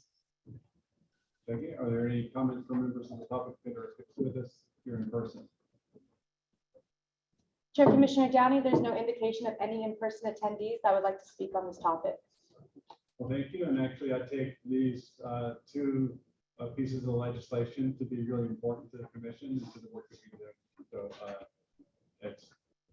there might be some gnarly little questions here and there, but it's really good, important work. So it's great to have both of these in play. So thank you. Let's see. Catch up. Good. All right. So that brings us to agenda item number 11, electric vehicle charging stations. Okay, and again, I'm going to turn it over to our CCDA operations manager, Phil McFall, to introduce our speaker. Thank you, Chair Commissioner Downey. I'd like to first introduce Commissioner Ida Clare. She's our state architect. Ida Clare is as the state architect at the Division of State Architect, DSA, where she leads the division in its jurisdiction for plan review and construction oversight of all statewide or state leased essential services buildings and California's public K-12 schools and community colleges in administration of the Field Act. As state architect, Commissioner Clare manages DSA's headquarters office and directs 4 regional offices in Sacramento, Oakland, Los Angeles, and San Diego. Commissioner Clare serves as an ex officio member of the California Commission on Disability Access. My apologies. As principal architect, Commissioner Clare manages the accessibility, sustainability, and fire and life safety programs for public K-12 schools and community colleges and develops Cal Green sustainability regulations for public school design and construction. Commissioner Clare leads DSA's regulatory development for the accessibility provisions of the California Building Code for the state's public accommodations, public buildings, commercial buildings, and public housing, and develops and maintains vital reference resources to assist clients in meeting accessibility standards. Administers a Certified Access Specialist Program, CASP, and is an accessibility educator through the DSA's Academy a continuing education program for design and construction professionals. Commissioner Claire has 26 years experience in private architectural practice and 5 years in state service at DSA. Furthermore, Commissioner Claire holds certifications as a LEED accredited professional with specialty in building design and construction, is a certified access specialist and a Cal OES safety assessment program evaluator. Commissioner Claire is a member of the Certified Access Specialist Institute and was instrumental in the creation of the organization in 2010. In addition, Commissioner Claire is a member of the Associate of Women in Water, Energy and Environment, and serves on the board of directors of the Central Valley American Institute of Architects. And I'd like to welcome Commissioner Heidi Claire. Thank you. Let me make sure my microphone is on. There we go. Oh, I guess not. Guess I'll just speak from. I guess I'll just speak from. I can speak pretty loudly. All right. Okay. It's a pleasure to speak to you today regarding California electric vehicle charging station accessibility.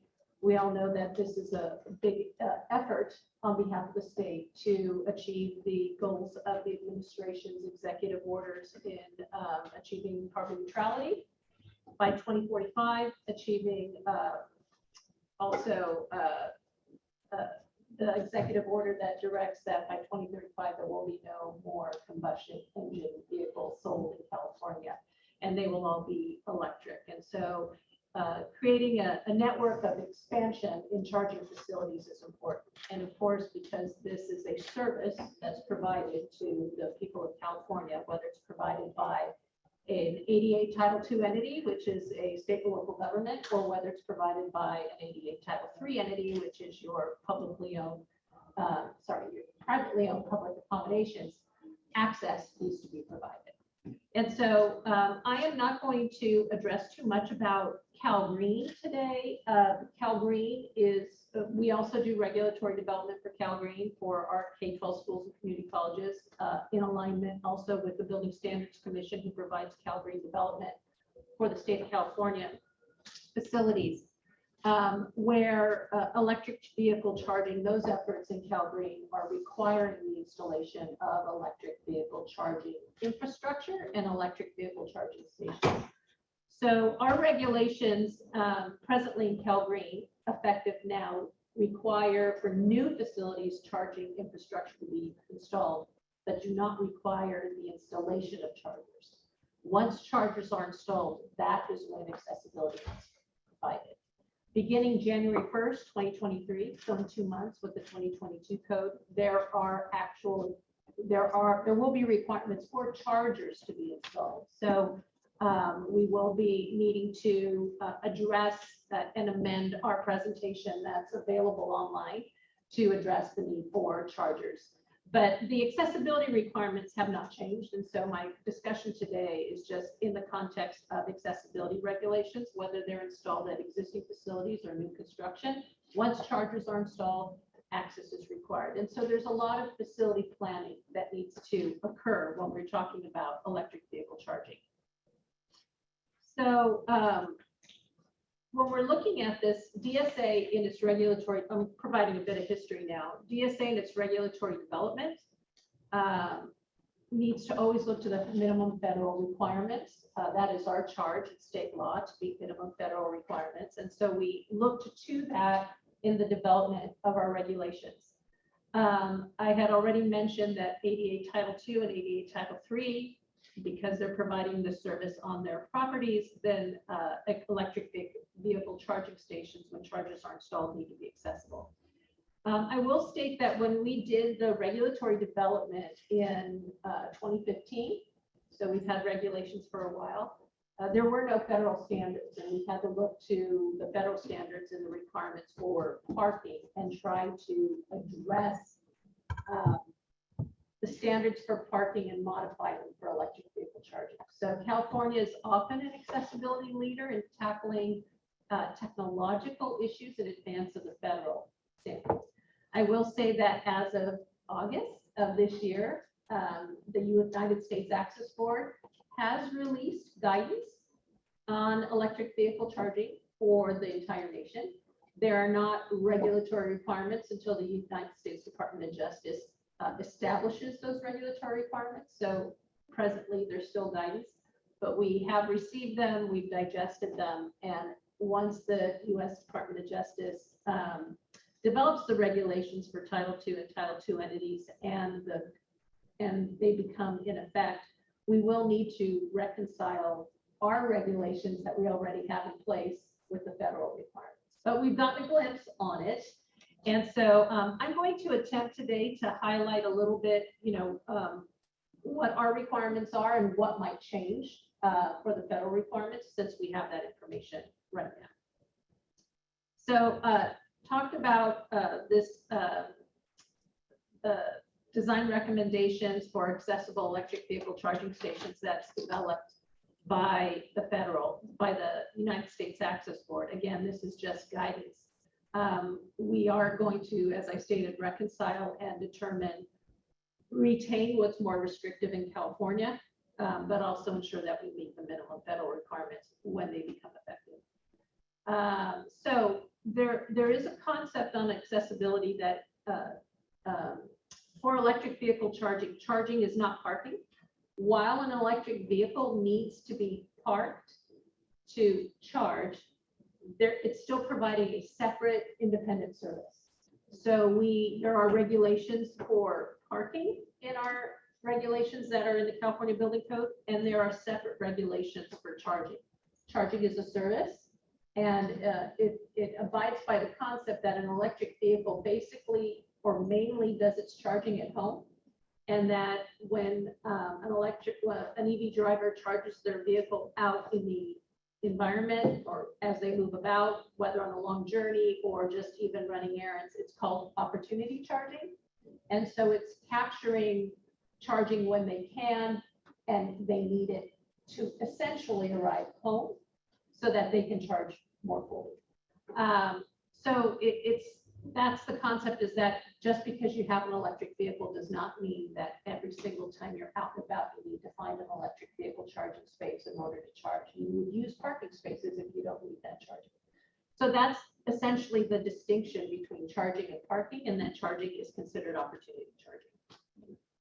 But it is a service that's being provided, and so it must be accessible when an EV driver needs it to be charged.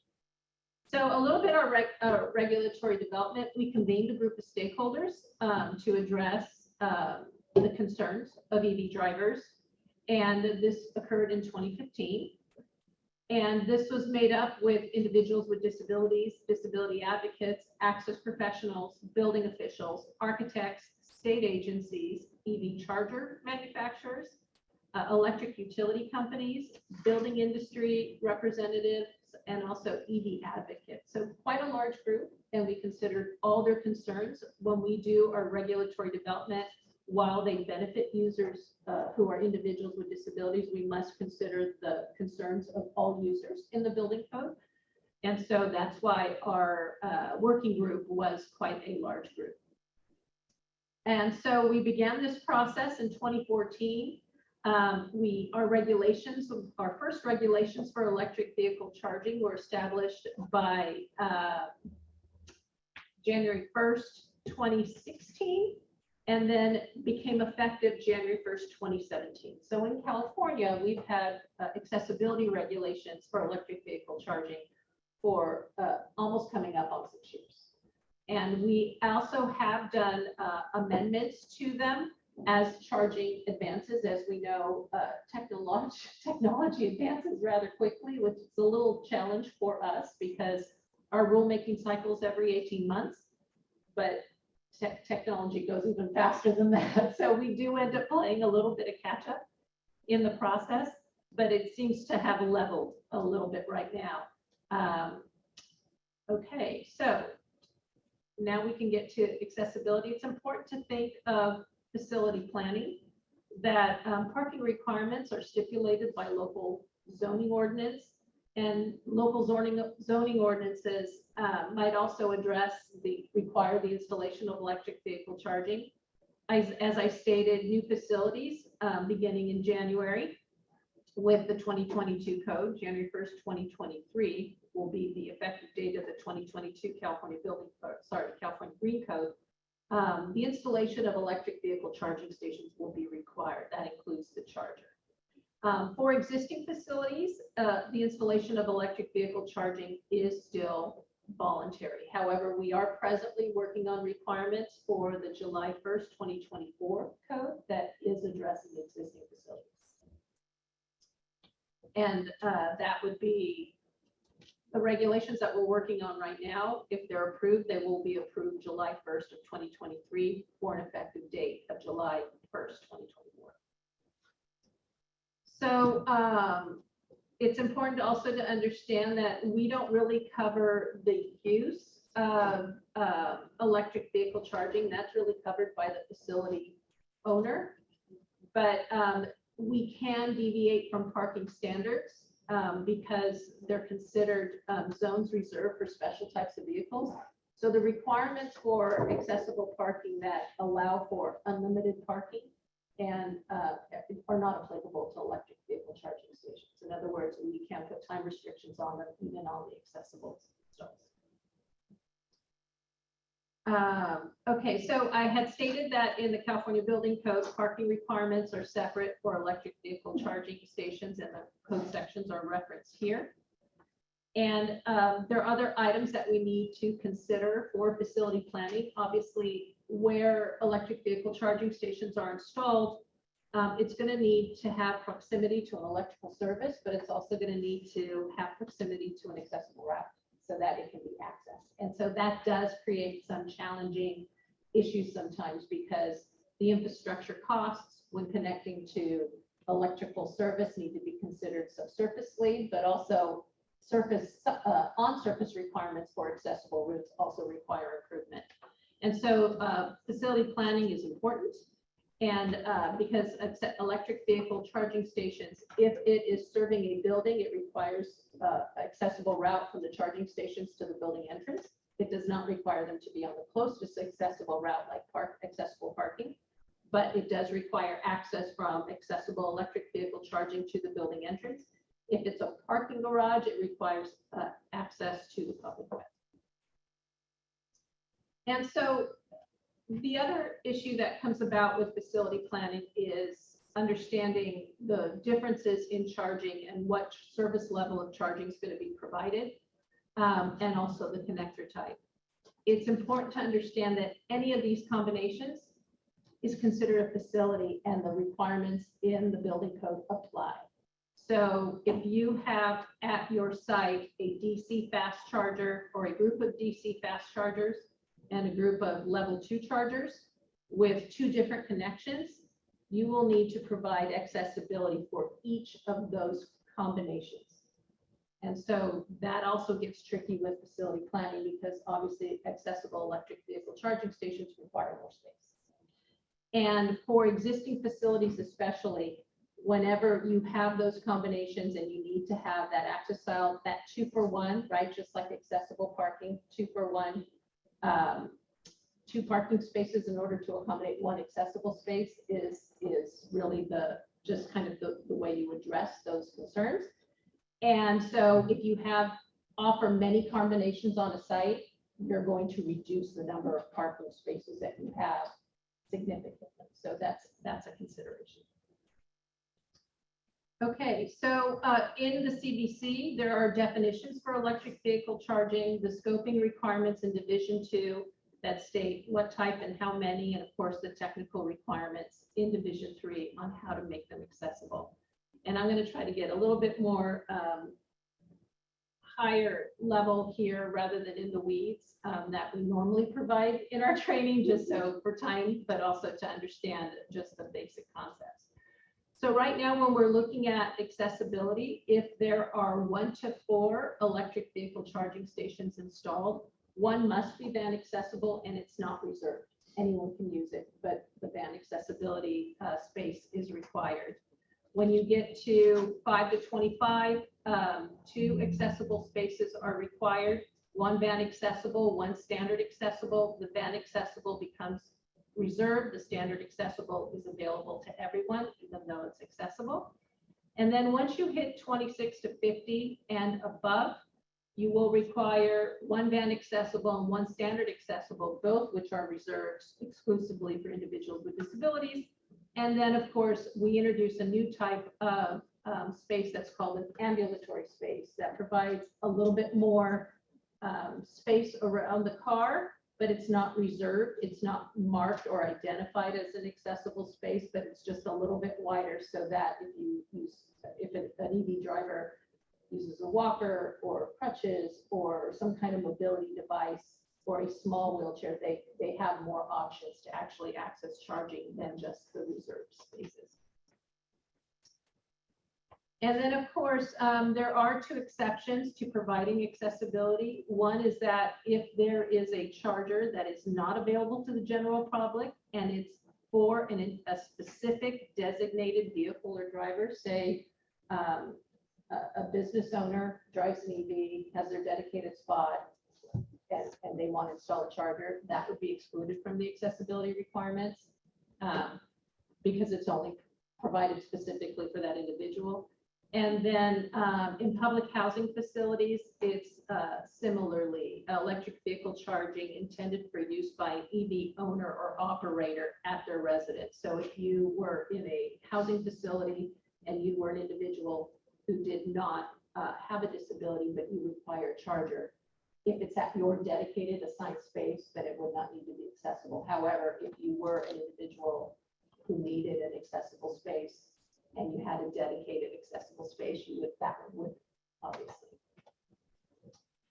Okay, so we know that when we developed the regulations that electric vehicle charging stations were already installed on many sites, and many of them did not provide accessibility.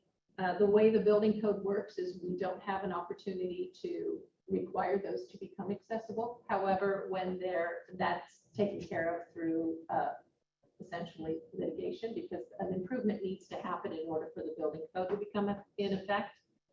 And so what we have done, however, is that if new electric vehicle charging stations are installed on a site with existing electric vehicle charging stations, and if those charging stations are not accessible, you must consider the entire number and provide accessibility based on the entire number so that you can bring it up into compliance with the addition of the electric vehicle charging station. And so I mentioned briefly that we have three types of accessible EVCS: the van accessible, the standard accessible, and the ambulatory. There is a fourth type that's called the drive up, which is similar to a gas station setup where you drive in, charge. Oftentimes that's limited to 30 minutes and then you drive off. And that's usually considered your direct current fast charger, DCFC charging. And it has to be set up like a gas station aisle where it's a drive in and drive off, not really necessarily going elsewhere, so that you're essentially with the vehicle. Okay, so our spaces are similar to an accessible van accessible parking space, the EVCS accessible space. However, it's 12 feet wide. And with a 5-foot access aisle, we do not allow the option of an 8-foot wide space with, a 9-foot wide space with an 8-foot wide access aisle, because it's important to understand that a car cannot park on the access aisle, and charging may be on the driver's side or it may be on the passenger side. And so it allows a vehicle to move within that 12-foot space to provide essentially access on both sides of the space. And this is just an image of what that space is. It's 12-foot wide with a 5-foot aisle. The parking requirements are on the left. I am highlighting what the federal guidelines, the most recent ones issued, have proposed, and they've proposed actually an 11-foot wide space with a 5-foot access aisle and a 20-foot deep space. So there is some differences from what California requires and what the recommendations are at the federal guidelines that have been recently issued. And so we will, if this advances to regulatory development at the federal level, then we will need to look at that, obviously, for California. It does provide a challenge in existing facilities because most parking lots do not have 20-foot deep bays for parking. So it'll be interesting. Obviously, new facilities could accommodate this, but existing facilities would be difficult. A standard space is just 9 feet wide by 18 feet in length, and it can share an access aisle with a van accessible space or have its own, which is 5 feet, and it can be located either on the passenger side or the driver's side.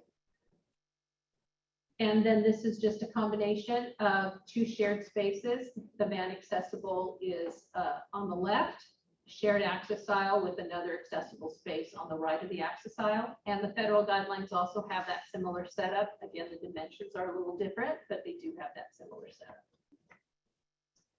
And then, of course, the ambulatory EV space is 10 feet wide. Most vehicles are, especially most electric vehicles, they are growing in size. But when we created these regulations, a lot of them were not large vehicles.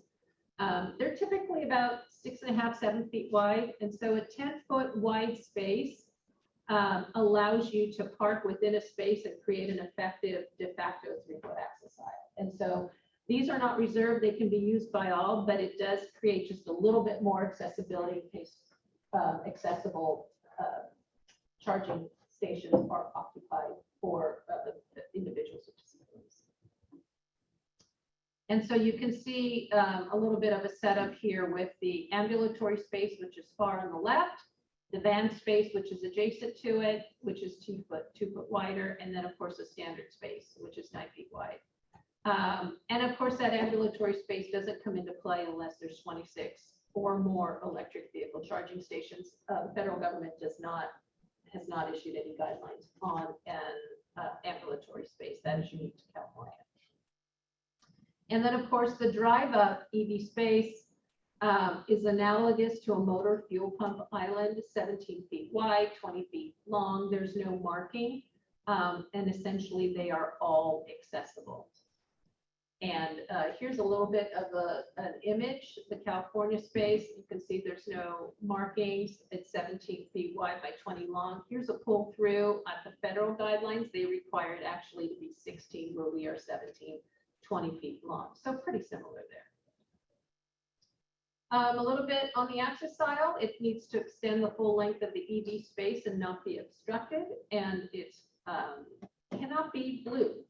We don't want to confuse electric vehicle charging spaces with parking spaces, so they must use a different color. We don't specify the color, but they can't be blue. And they can be shared. And we had discussed the location specifically. The van accessible must be on the passenger side. The standard accessible can have it on either side.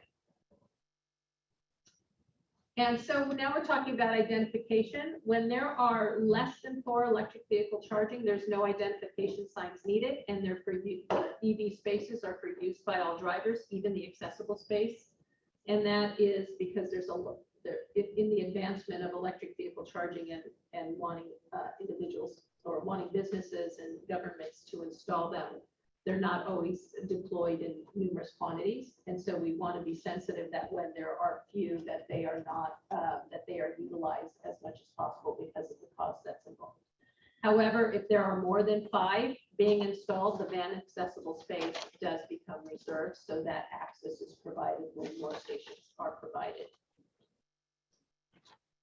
And so the federal guidelines, and this is not something that we've adopted in California, the federal guidelines recommends no reserved electric vehicle charging spaces.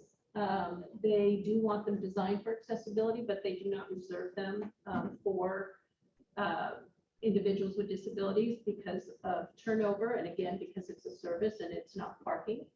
They have recommended the use of use last signs so that if there is a bank of electric vehicle charging stations, you know, that the accessible one would say, this one's accessible, use it last. If you don't have that need and there are other charging stations that are open, don't go to the accessible one, go to one that's open.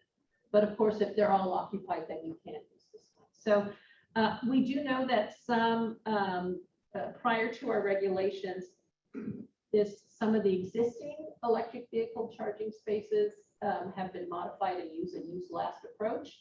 But we don't have this type of signage in the California building I discussed a little bit about the ISAs, what identifies a reserved space. Again, installations of 26 or more, all accessible spaces need to have the International Symbol of Accessibility, or ISA. However, the ambulatory and the drive-up do not require them. And then, of course, if there's 4 or less, no signage is required so that they can be used for all. I'll just go through that. That's just where it's located. Charger requirements. All chargers need to have accessible features, not just the ones that are in the accessible electric vehicle charging space. And that's because if the reach ranges, the manipulation of operable parts, not all drivers use any kind of mobility device. Sometimes there's a disability that's manual and yet, you know, they drive a car. And so the operable parts features do need to apply to all the chargers that are provided. Okay, and then of course there are location requirements for the charger in relation to the space, because the cables can be quite heavy for individuals with disabilities to carry to their car. And so we do require some proximity to that. There is some concern as DC fast charging increases, the cables become shorter and heavier in order to really get that fast charge going. And so that poses some challenges, and there's just an acknowledgement that if an EV driver drives a car that requires a DC fast charge, they're making that decision and understanding that those cables are heavier and that they're going to need to use it in that manner. There's nothing we can do in establishing accessibility requirements that can reduce the weight, because it's an electrical connection requirement. Alrighty. And then of course there is a requirement for accessible route from the EV space to the charger that it serves, that serves the space. There's a requirement that the access aisle cannot be obstructed by cables. There's a requirement for the accessible route from the charging space to the entry, and from the there's an accessible route from the charging station to the site boundary if it's a standalone parking facility.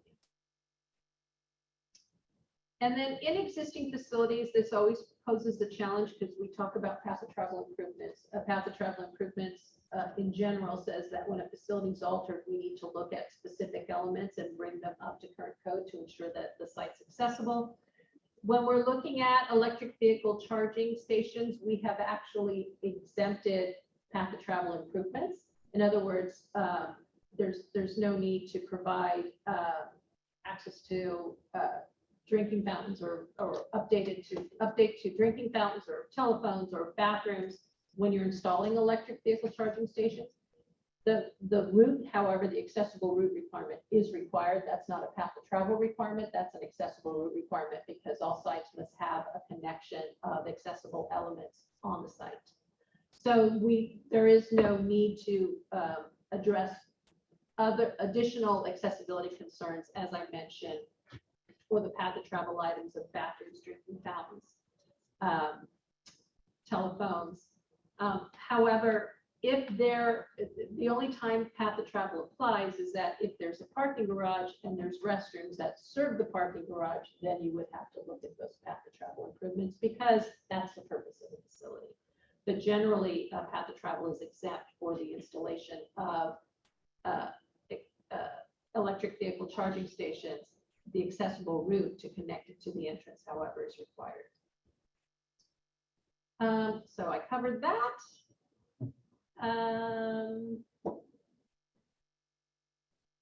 Okay, covered that. There you go. So I tried to be quick on that. I know I got a half an hour. Hopefully I did that okay. I'm welcome to take questions. I will tell you that we are constantly doing development in Calgreen. Again, we will be looking at what the federal requirements come out, technological advances that actually need to change the requirements. We're consistently looking at that at an 18-month basis. This training, if you want more, especially for those of you who perhaps might be design professionals and you need continuing education credit, Drake, I'm looking at you, for the access, for the California Architects Board. This is available for a 1-hour session on the DSA LMS, and it's for free, and you can get 1 continuing education credit for accessibility, but also for business owners and CBPA and all those. If you really want to understand the requirements, this is also available for free without the test and without the continuing education component on the DGS YouTube channel, so you can watch it and understand a little bit more about the requirements. But I tried to provide a little bit more of an overview today. So if there's any questions. A comment, not a question, but a comment from the field. This is a very interesting presentation. There is a side of this presentation that, not personal, is an Alice in Wonderland Cheshire Cat issue. It's there, it's not there. We're in the business of buying old buildings in our inner cities and rebuilding them. And as a part of rebuilding them, we have to upgrade our electrical service. It's one thing to build an EV parking stall. It's another thing to put the charging station in. It's another thing entirely to find the power. The assumption is that you call PG&E or you call NV Energy or you call Southern California Edison and say, I need power. And the answer generally in our inner cities is good luck. It's not there. It's not in the grid, and none of them have money to install it. In our historic property in downtown Monterey, to put a kitchen in, I had to go 2 blocks to the nearest PG&E transformer. There are PG&E lines on my property, next to my property, but no capacity for an electric range. Got to go find it.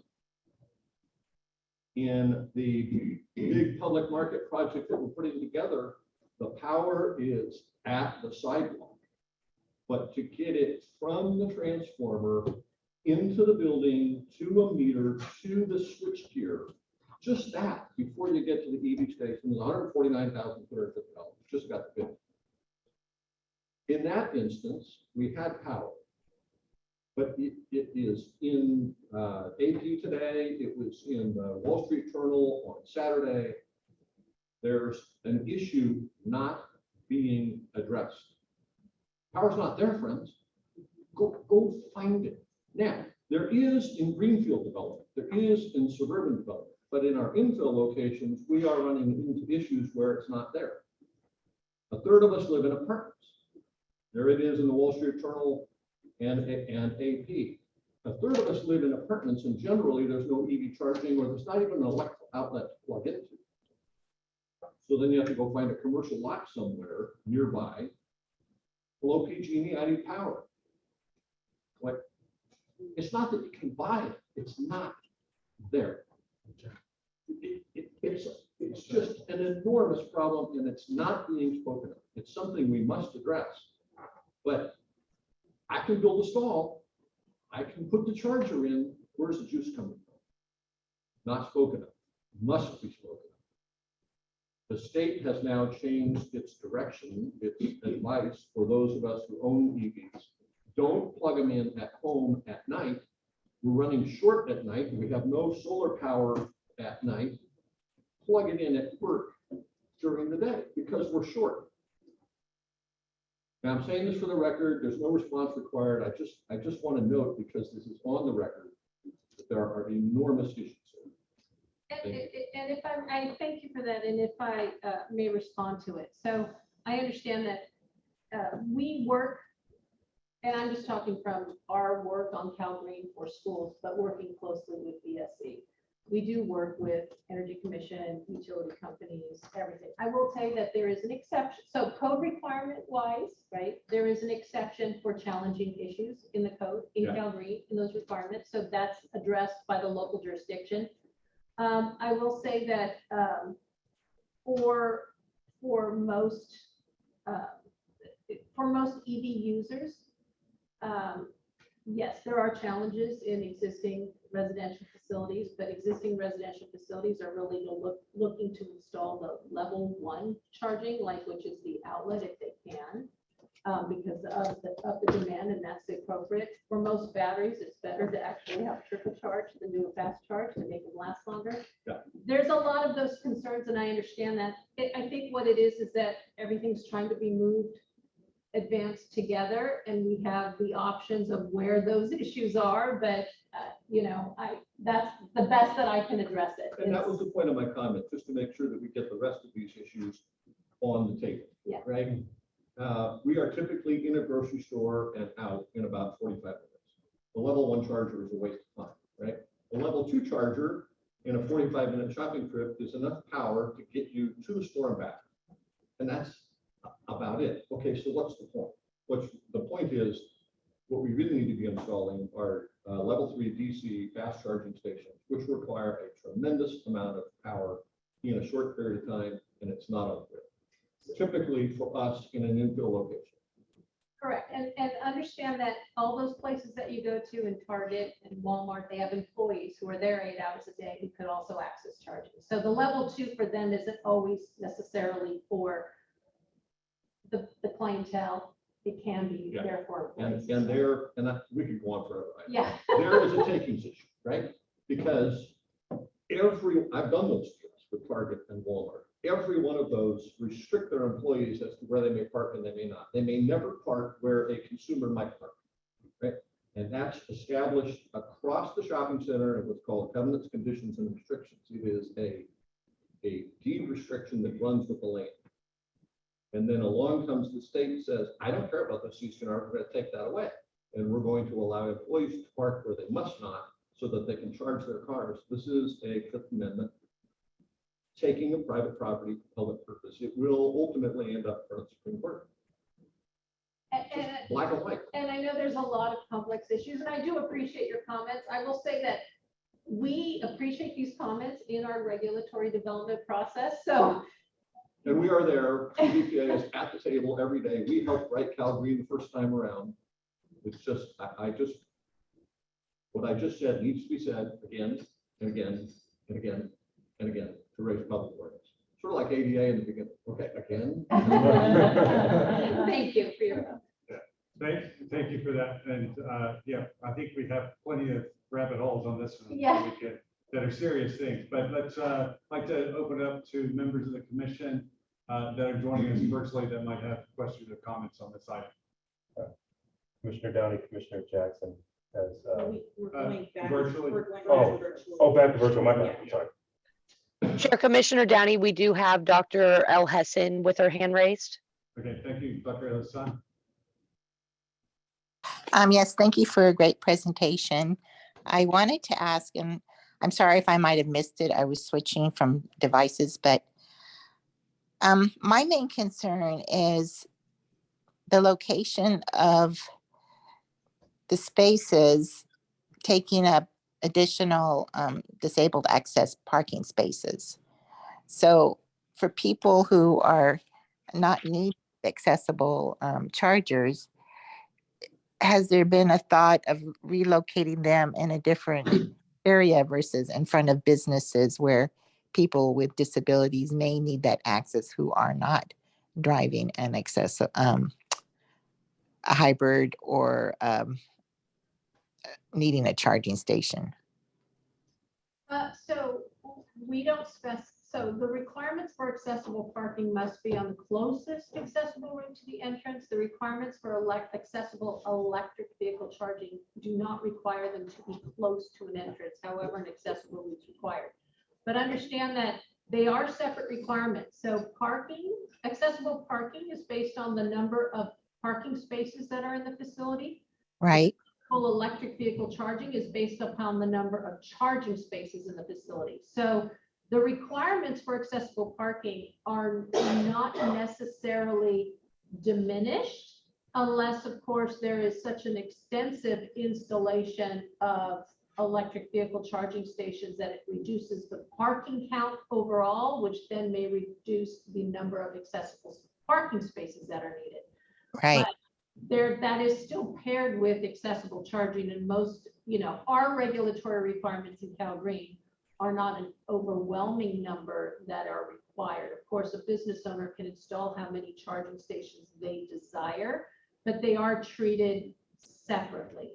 So It's based on a number ratio issue, whether the number of accessible parking spaces actually is diminished. Most sites do not anticipate that because extensive deployment of electric vehicle charging stations are on really large sites. And in order to reduce the accessible parking count, it's like 25 spaces in order to do that. So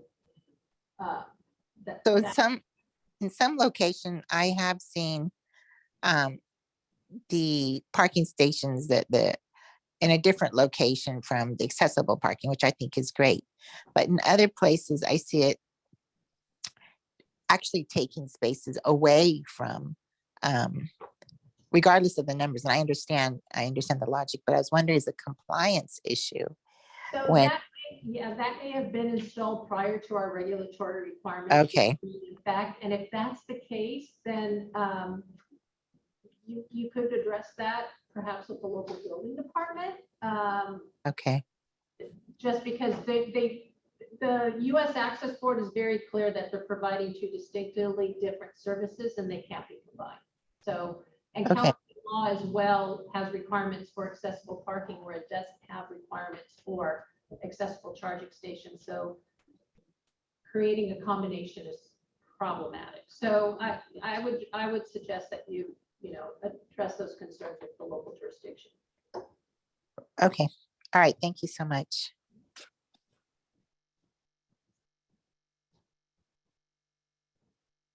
Chair, Commissioner Downey, there appears to be no other indication in the chat for commissioners on this agenda item. Thank you, Presley. Are there any comments from commissioners here in person on this agenda item? Chair Commissioner Downey, Commissioner Jackson has her hand raised to comment on this agenda item.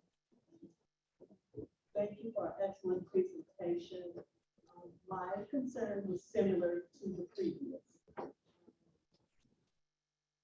Recently had been at it's with a community college district. They had a parking garage and they closed the event and there was very little minimal accessible disability parking.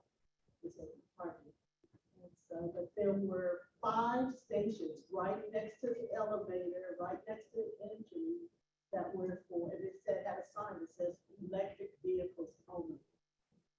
The whole garage is full. So we're coming through and we're needing accessible disability parking. And we were just fortunate enough to talk to a security guard and tell them we needed parking and we needed disabled parking. And they allowed us to park in the electric vehicle, but there's signs that said electric vehicles only. Mm-hmm. So we made sure that that security guard was going to be there till the end of the event, so we didn't get towed. And it worked out for us, but it really did diminish.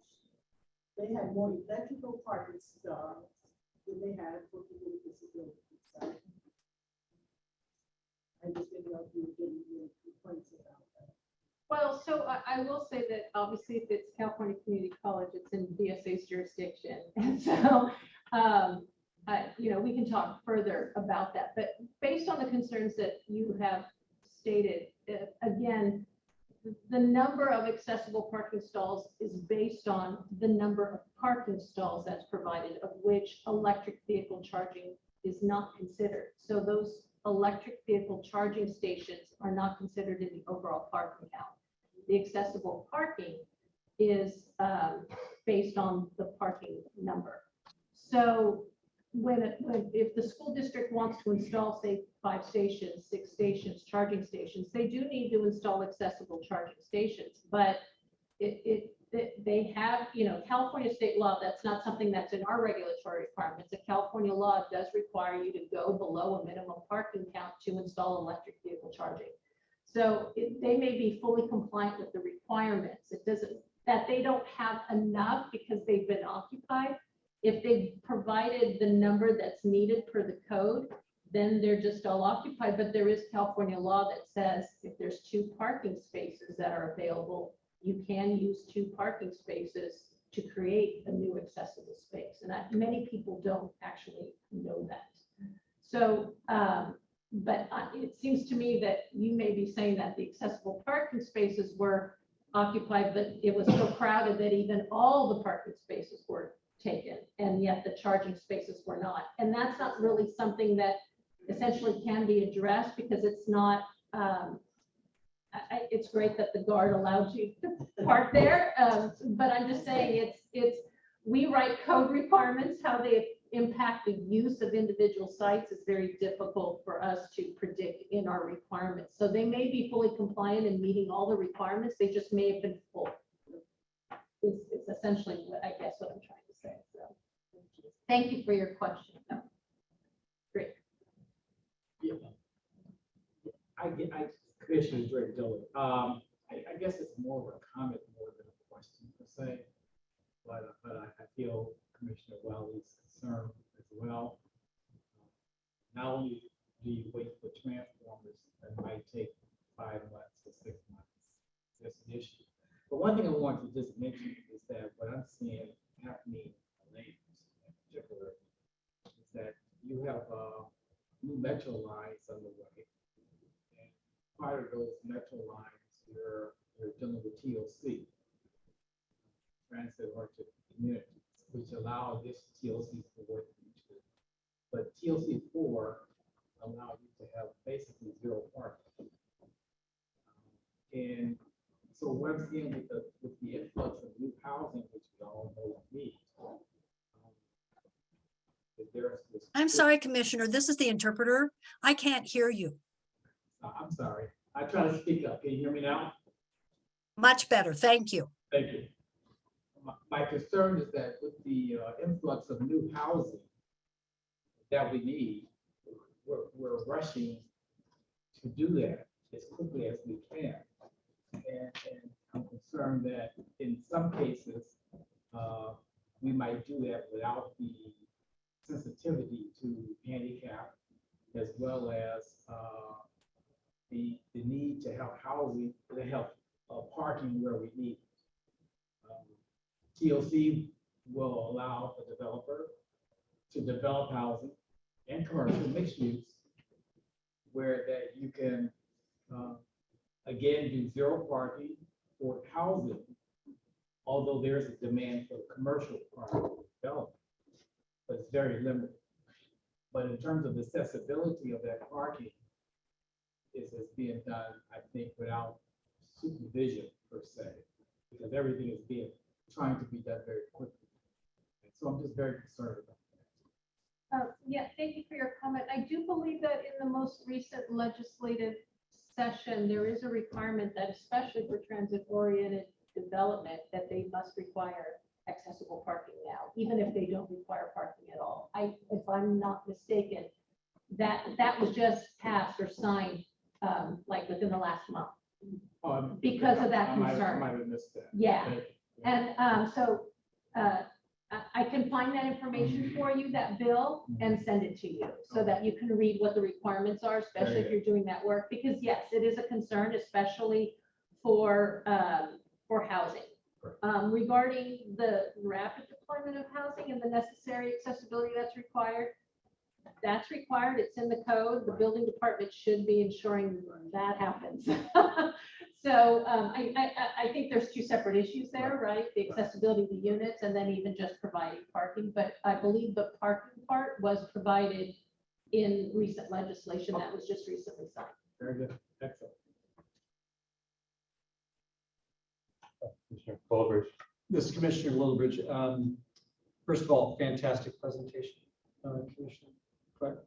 I have, my question kind of concerns Commissioner Wheely's concern, but it also, I have a question about, you briefly mentioned that you're still working on the code for existing development. We're in the process. Now, remind, for us, it's Yes. California Schools and Community Colleges. Got So it. our Got direct BSC is working on existing, sorry for interrupting you. I do want to clarify that how we're addressing existing at the moment is to require the installation of chargers in spaces that have infrastructure. But that's what's in process, not so. And I don't mean to speak for BSC. So You can find out more on their website about what they're proposing, but that is similar to what we're proposing. So I just wanted to clarify Got that. it, got it. A little bit dip in the toe. No, and I thank you for that clarification because it did throw up kind of a red flag a little bit about, how much infrastructure do we have in California that's, substandard when it comes to, EV charging. However, and this may be an unfair question, but, the recent, maybe not so recent, IIJA Infrastructure Investment Jobs Act, $300+ billion. A lot of that was supposed to help with our EV infrastructure. And I'm curious how much of that that you may or may not know is going to help in this effort that we're embarking on in California. Yeah, so that's not something I can speak to. I didn't think you would, but I thought I'd give it a shot. Right. Again, just to clarify, our role is to say, we're here to clarify the accessibility requirements and ensuring that when it's required, that it's accessible.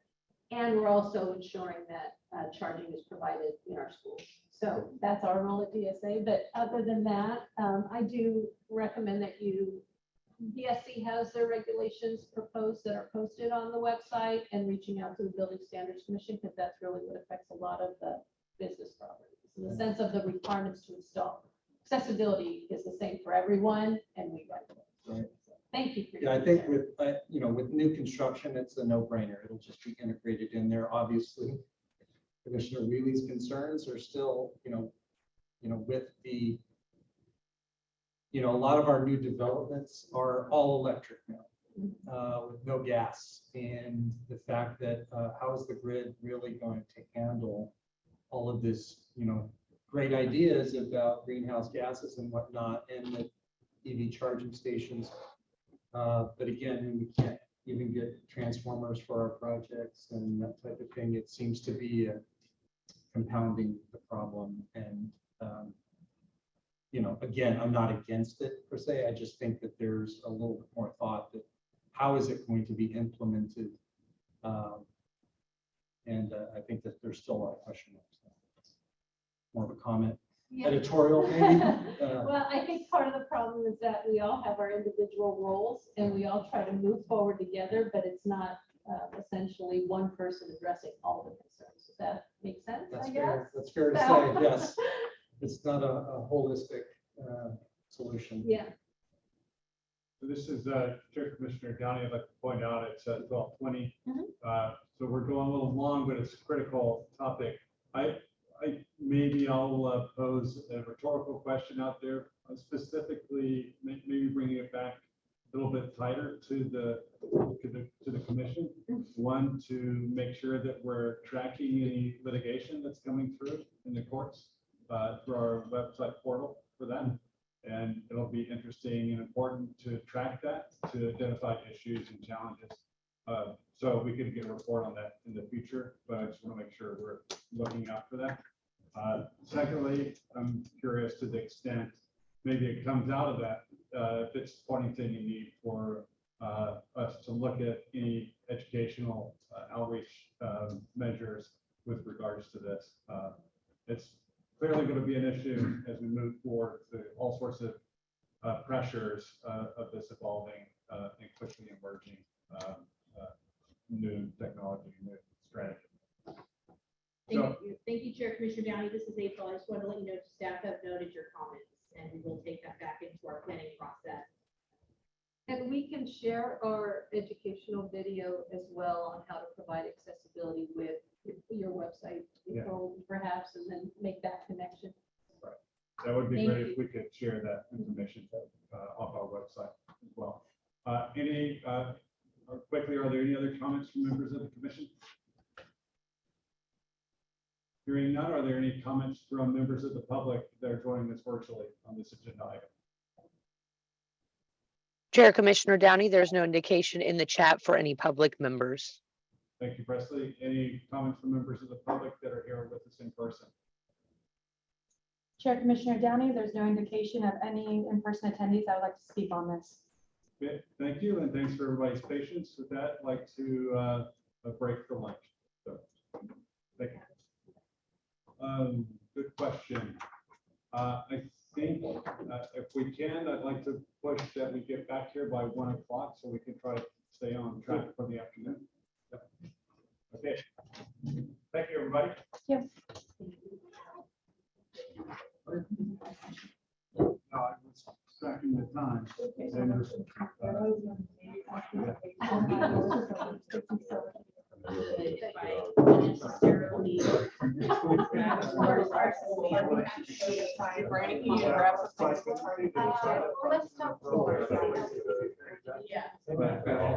Oh, okay. Yeah.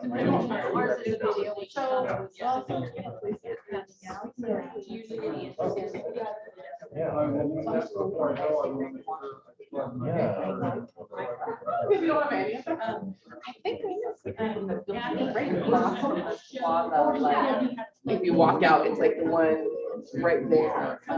If not there, or at the start, just across the street, go downstairs and you can switch it. Yeah, so do you want to use? Well, is there anyone who wants to take it? Okay. So building officials, they can take it, they have to be it. Anyone who has, so there's two, we have the training available just in a video for all, where you don't have to take a test. And then there's the one on our LMS that says. So we have both. I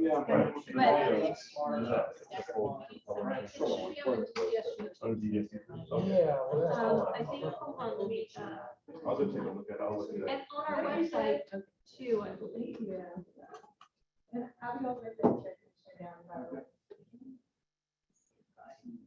I'll check it out. I can send it. Okay, yeah. Yeah, but it should be on the DGSU. No, you're Okay, good. I understand that. yeah, I've already, thank you. Thank you for the. No worries. Replaced, and they're on Paul Street, one of the fans quickly gets unhappy. Oh, wow, okay. Well, I haven't tried it while it's on sleep. We have plenty of food, please come get some. I'm ready. 40 minutes. 40 minutes, good. There's no way we're gonna get rid of all of it. Richard Sperry, are you gonna have lunch? I might, I still come to. Okay, all right. There's plenty.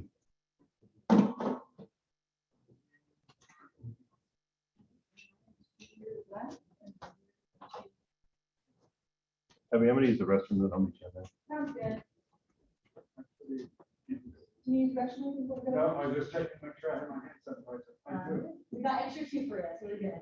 We're gonna proceed forward. It's gonna be a tight little. Going forward. It's gonna be a tight little squeeze. We're gonna go to the left a little bit. If you don't turn that way. I'm so sorry. Yeah, so, yeah, just if you pull your arm back behind you, then I'll get behind you. Sounds good. Don't be afraid to tell them to do. It's all good. Keep going straight. Left a little bit. Watch out to your right. There's a suitcase chilling out here. Go right through the doorway.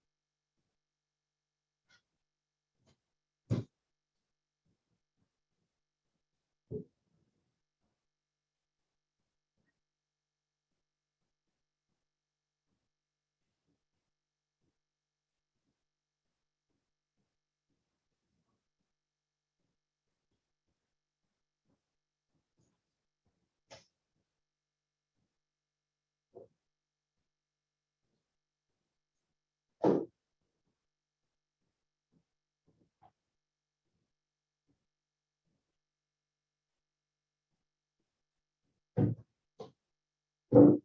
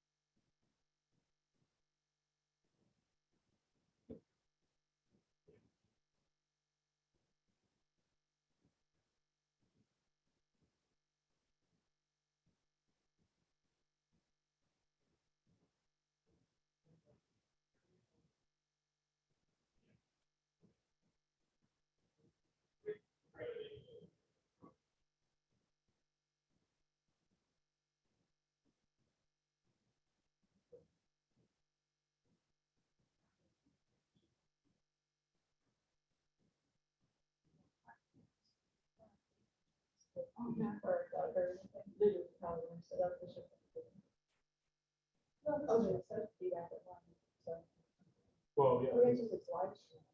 Which means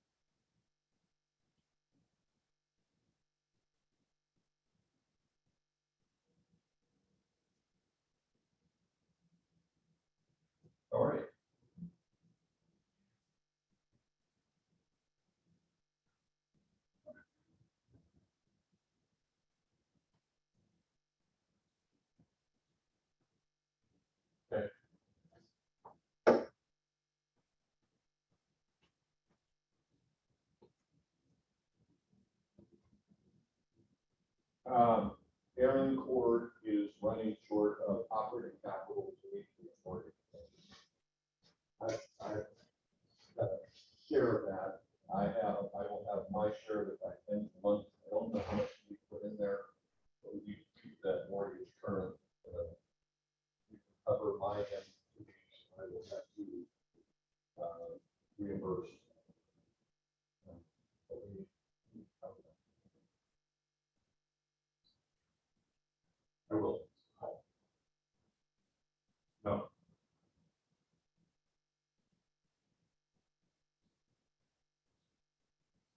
I know it.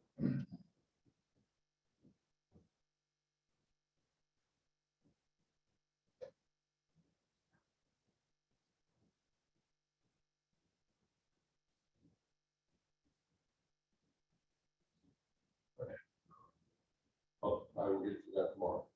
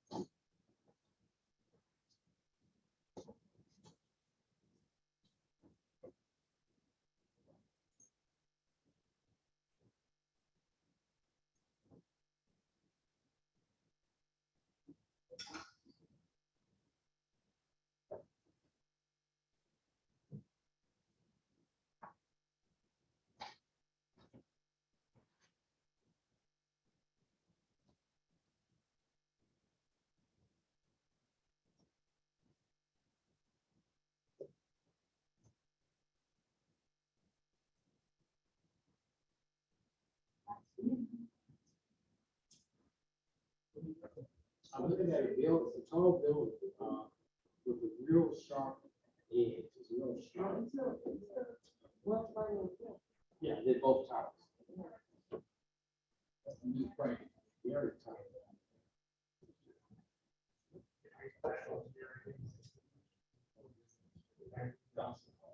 So we gotta work on it. Yep. I found that, I got some extra water. Oh, thank you.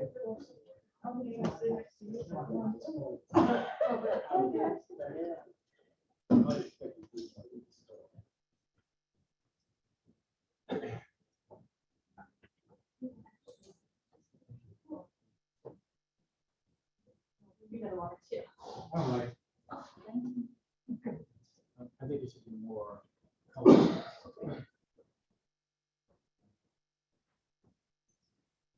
Does anybody want any water or sparkling water? You're good? All right. There's sparkling water? Yes, sir. There's one in a brick. Oh, yeah. Oh, I wish it was right fire. There is a sign. Oh, okay. Oh, no, I know. Thank you for sharing. No, no.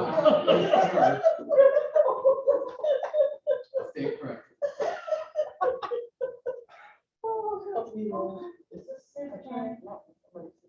Oh, Lord Jesus.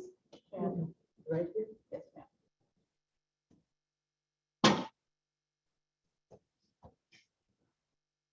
Well, we're here. Yeah. I'm a rule follower. Here we are. Yeah, I guess I do. Compulsive about time.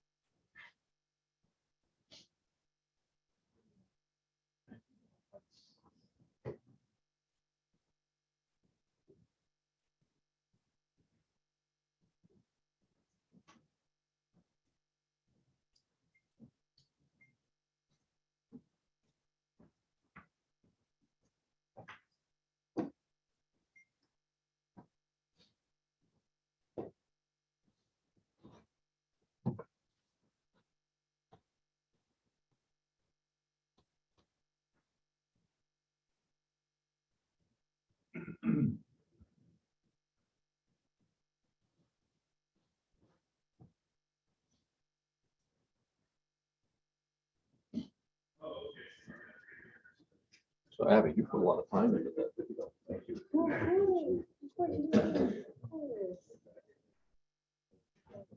I'm not reading the words. Yeah.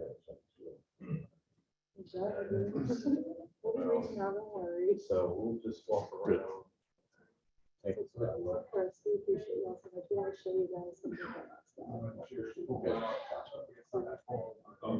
Oh, you covered it.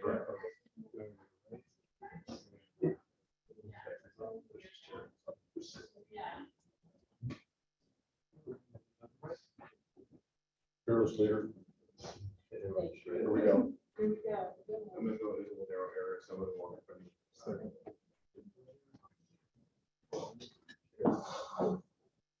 So we're at your space, so I'm gonna. What do you want your laptop? On the.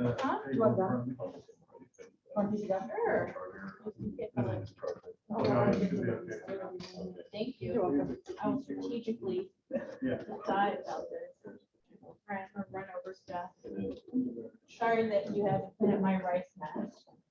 If it's not your mess, it's my mess. I'm trying, You're just playing it out, Carolina. I know. No. Oh, great. Wait, no, that's fine. Oh. And then. I'm like, Charger. Yeah, slide into your place. little more, Michael. I mean, you got that for you. Just set it down, set it here. Oh, thank you, Abby, for arranging an awesome lunch.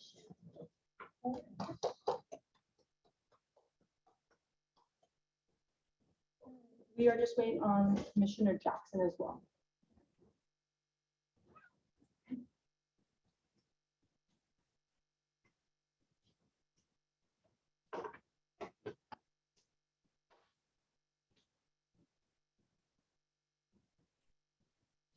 Getting these election related. Oh, yeah. I'd like to, yeah, there we go, it's official now. Recording is in progress, and so let's reconvene our this quarterly hearing of the California Commission on Disability Access. To start off, I'll turn it back to Presley to take big role. We have reconvened the forum. Thank you, Chair Commissioner Downey. I will start roll call now. Chair Commissioner Christopher Downey, Present. Commissioner Guy Lemus, Commissioner Guy Lemus. I will come back to that. Commissioner Doug Wheelie, Present. Commissioner Drake Dillard, Present. Commissioner Dr. Sue L. Hessen, Present. Commissioner Jacqueline Jackson, Commissioner Brian Holloway, Present. Commissioner Ashley Leon Vasquez, Present. Commissioner Scott Littlebridge, Present. Commissioner Michael Paravania, Present. Commissioner Hector Ramirez, Commissioner Ida Claire, Present. Commissioner Anthony Safarian, Present. Assembly Member Janet Wen, Assembly Member Brian Mayenshine, Senator Melissa Hurtado, Senator Brian Jones. Okay, and with that, we do have quorum. I will pass it back to you, Chair Commissioner Christopher Downey. All right, thank you, Presley. With that, are there any members of the public that are joining us virtually that would like to identify themselves? There's no audio coming through. Okay, this is Commissioner Downey asking, can you hear me now? Yes, I can hear you. Okay. Can Dr. L. Hessen, can you hear us? Not very Very well. faint. I No, will it's very say. faint. I don't know about other commissioners, but I have you on full audio. Okay, well, I'm projecting pretty strongly in the room. Hopefully you can hear me now. Yeah, I do don't now. know if there's anything we can do internally to adjust the volume on the microphones. This seems a little bit abnormally loud for me to project to be heard. But let's proceed and hope for the best. Please speak up virtually if there's any continued challenges. So at that moment, I was asking if there are any members of the public joining us virtually that would like to identify themselves. Chair Commissioner Downey, there is no indication in the chat on public members that would like to identify themselves. Thank you. Are there any members here in the room, any members of the public that would like to identify themselves? Hearing none, we'll move on to agenda item 10. Sorry, 12. Yeah. So accessible housing and CCDA's role. And for that, I'll hand it over to our Executive Director, April Dawson. Thank you, Chair Commissioner Downey. I'll also attempt to project. We have a team member here who's working on the volume, and I apologize for that. So the reason why we wanted to put this topic on our agenda is because as I have been having listening sessions with all of the commissioners as well as several members of the public and our partners, the theme of the built environment as you all know, the theme of the built environment is a very intersectional topic that crosses into housing, it crosses into electric vehicles, it crosses into how we use our public spaces, our building. And so I wanted to first sort of ground us in what CCDA's statutory role is, which I know none of us need a refresher on, but just for the public who may not have heard us before, start a little bit just talking about how, you know, we were created, as it was brought up this morning, to be a communication bridge between the business community and the disability community, which of course, you know, is also intersectional. There's people with disabilities who are business owners and vice versa, business owners who have disabilities. So we live in a very intersectional world. So it's very natural that as we talk about topics, that a lot of different ideas cross into each other. And we have architects on our commission and others who do, developers who deal with building and things like that. And we have entities like DSA who and the Building Standards Commission who deal with public housing access. And we also have our partners across the state at HCD who deal with private housing access. And so even though accessible housing is not specifically called out in our legislative purview, in our statutory purview, we're very focused on business access and toolkits and things like that. I thought it was still a worthy thing to call out because it keeps being brought to my attention as something that the commission would like to discuss. And I thought that it would be good to hear from the commissioners about what, if anything, is a way for the commission to bring up this topic within our purview, and how could we utilize our platform to highlight this issue. For example, you know, there's other issues that aren't specifically in our purview, but we work with partners to highlight the work that they're doing, and they in turn highlight the work that we're doing, such as on our website and things like that. So that's how I'll frame the topic.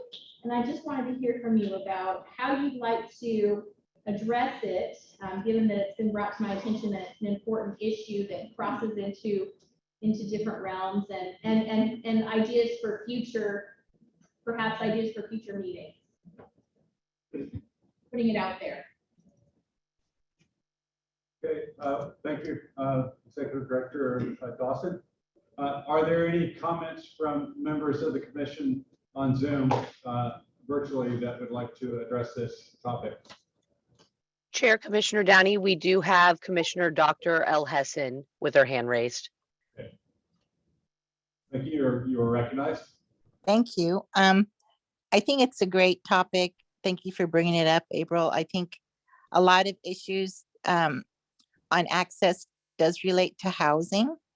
And we do have a collaborative and other stakeholders, as you mentioned, to support that. But I also think it's important to collaborate with our local county commissions on housing, as well as other nonprofit organizations that support housing for people with disabilities. I think our builders and our contractors are important stakeholders to help facilitate and most recently, I know here in our city, many businesses are now being built with housing on top. So it's like a combined living type of community, which I think is even more important for our businesses and housing commissions or building specialists kind of collaborate together when they're doing these type of multi-structural business and housing structures being put up. So I think the dialogue is great.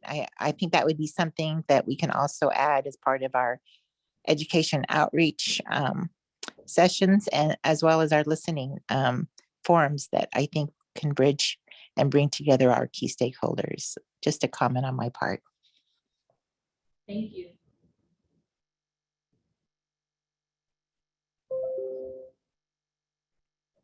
Chair Commissioner Downey, we have no other indication from online commissioners. Are there any comments from members of the commission that are here present in Los Angeles that would like to address that item? Excuse me, Commissioner Paravani, I would like to say a few things. I agree with Commissioner Hassan. I think this would be a good topic for a listening forum, and I think we would need to give great thought to who the stakeholders are that should be in the room. Certainly, persons involved and organizations involved in residential construction.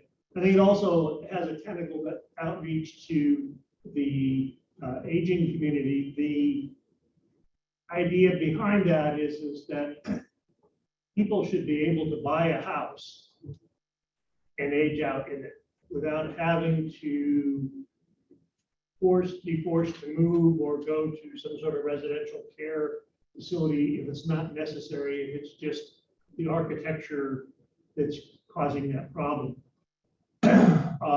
There's also the visitation issue. I have a colleague, well, he's retired now, but he is a wheelchair user, got a job in Sacramento, and was looking for a place to live. And it was very difficult, taking months. He ended up living in an area that he didn't want to live in. And he said, I can't even go across the street and have a cup of coffee with my neighbor. I can get in and out of my house, but that's it. I feel very isolated in my neighborhood. I think that access to residential construction is maybe one of our last years. I think we have not done enough, as not speaking of as a commission, but just as a state. We've not done enough to ensure that people can live and have access to their neighbors, have choices to live, and to be safe as they do so. I think we need to look at what it would cost to make accessible construction happen if it's planned from the beginning. It's certainly much cheaper doing it that way than it is to go into any existing structure and try to retrofit. So I think having a listening forum to bring the ideas together, bring the people with conceptions and misconceptions together, and perhaps have Building Standards Commission, the Architect's Office, and the various stakeholders involved and legislators involved, so that if we find solutions, we can pass that along, to make change occur. This is Commissioner Wheeler. Be careful not to overcommit myself, just coming off this commission, but I just finished what Dr. Hassan spoke of accessible housing over commercial, and we've got 2 more projects in the pipeline, and I might like to come back and speak now that I'm in that business. There you go. We have publicly noted your office. It's on recording. So I'd just like to add that it's important that for housing accessibility, that Housing and Community Development, who has the legislative charge for that, be included in that discussion.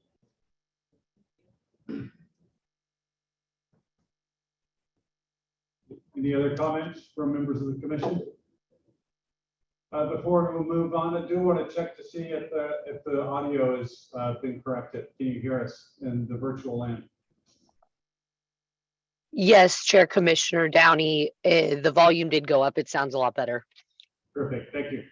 So, Yes. with that, are there any members of the public joining us virtually that would like to address this agenda topic? Chair Commissioner Downey, there is no indication in the chat for any public members virtually.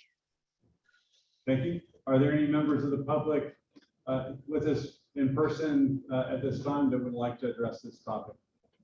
Chair Commissioner Downey, there is no indication of any in-person attendees that would like to comment on this agenda item. Okay, thank you. With that, we'll move on to agenda item number 13, the Executive Director report. So I'll turn it over to our Executive Director, April Dawson. Thank you, Chair Commissioner Downey. And just to wrap up the previous topic, which I'll include in my report, that staff will take back those suggestions, and we'll take a look at what our statutory purview is, as well as how we can support people who have the legislative charge for some of the other elements, and also how we can intersectionally address that within our purview, such as with the mixed residential housing and some of the other ideas that were brought up. So I really appreciate that.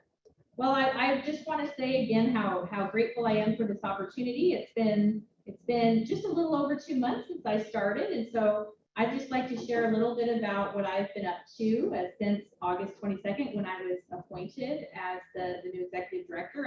I've had the pleasure of holding one-on-ones with most of the members of the commission, and I really value all of your ideas.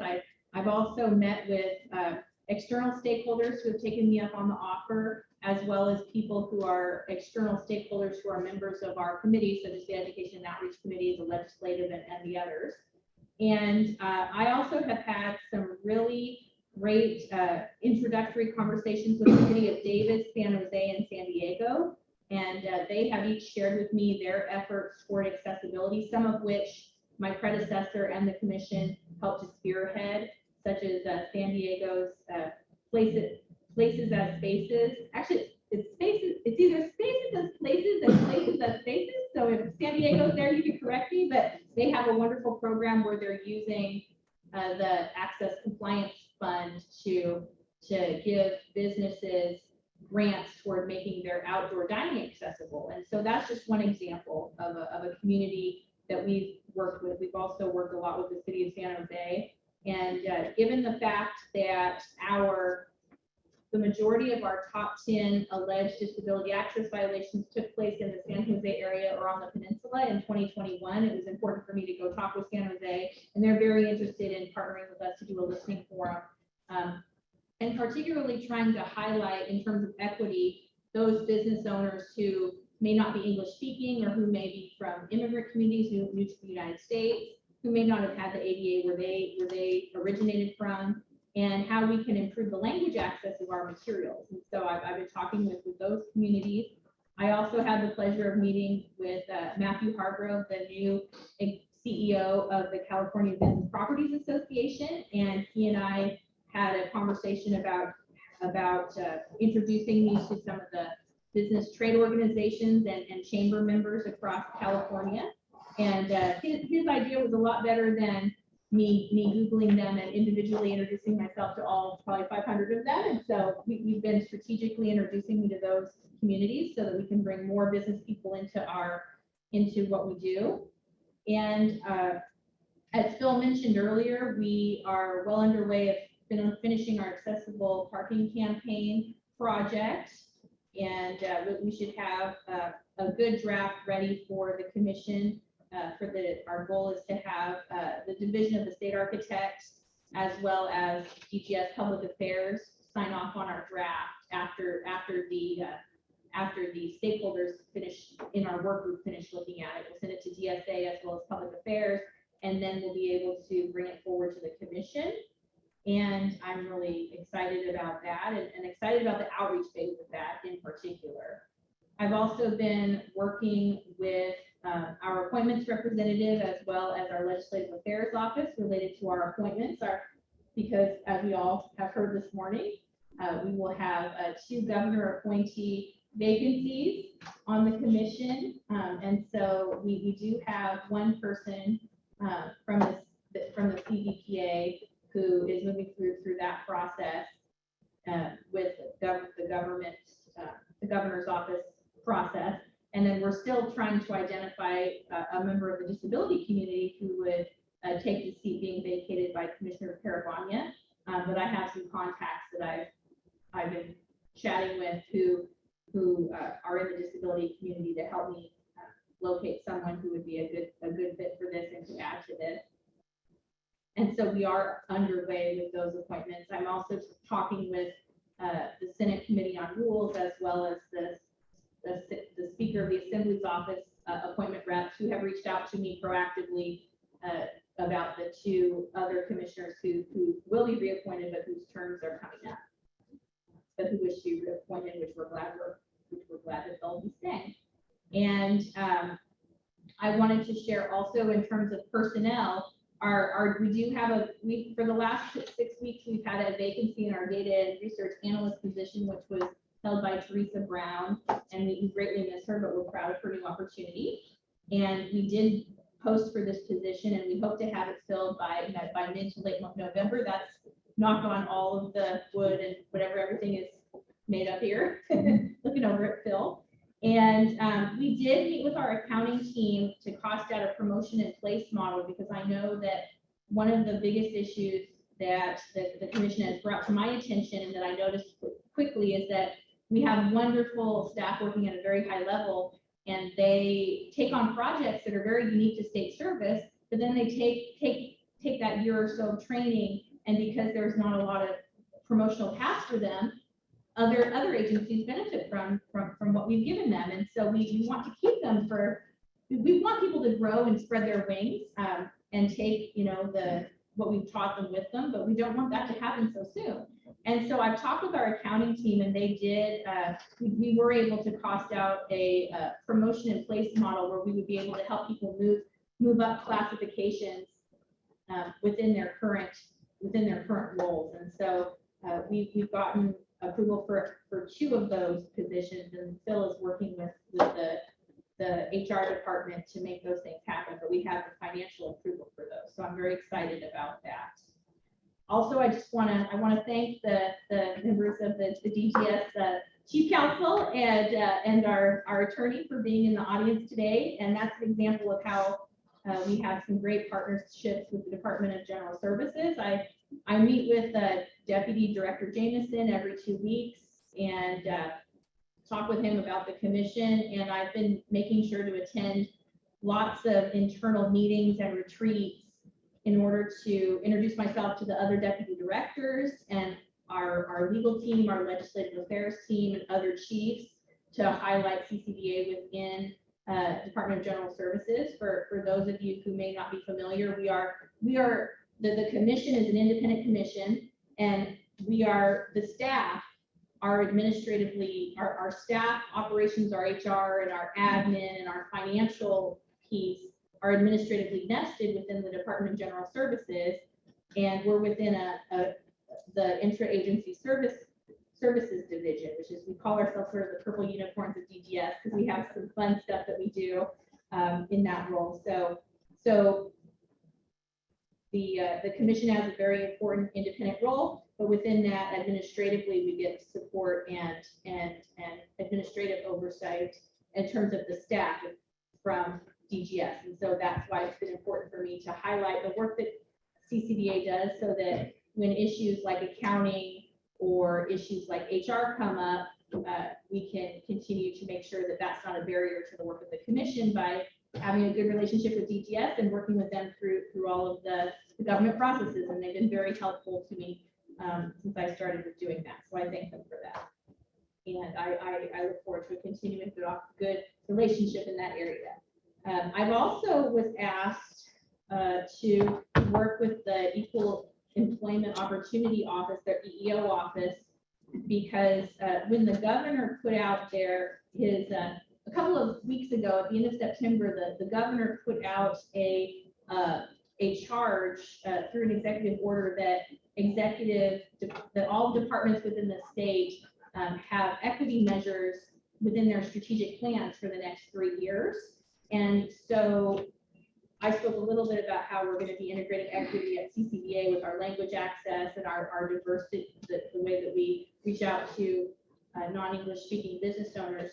But they wanted to make sure, DGS wanted to make sure that disability was specifically called out at the department level. And so I'm on a committee now that's going to be writing the disability language for the equity plan for the department. And that'll be another way for CCDA to be highlighted. Even though we don't have a specific charge to work with state and local governments in our charge, it's a way to, since we're administratively, the staff side is administratively nested within DGS, to highlight CCDA and to work on that language. I've also, in summary, have been talking with DGS as well about how to give us more access to a social media presence. And I had a really good meeting with Monica Hassan from Public Affairs last week, and she and I have come up with some plans to make sure that we can create some YouTube content and some Facebook content that could be put out. And I'm looking forward to talking with Dr. El Heston, Commissioner Dr. El Heston, and the Education and Outreach team about that meeting, because that's another thing that has been brought up to me quite a bit in meeting with the commissioners is we really need to have a wider presence in order to reach all the businesses and the people with disabilities who may not know about us, and to create tools that they can use that could be widely dispersed. And so that is looking like something that we'll be able to do. And I have some ideas that I could bring to that committee to make that happen after talking with Monica. And with that concludes my high-level report, and I'm happy to answer any questions that anyone may have. So at this time, this is Commissioner Downey. I'd like to open it up to members of the commission that are joining us virtually to address any questions or comments they might have. This is Commissioner El Hesson. I think that's a great idea. I look forward in partnering with you to actually help get out the information as part of our education outreach committee. I also wanted to talk about the community college access to as part of the employment EEOC that you talked about too, for equal access. That's been an issue that has been really dominating higher education, and the lack of disability hires across the community college area and other higher ed. So I'd also be interested in whatever information you find about that. That would be supporting in our southern region here too. Thank you. Thank you.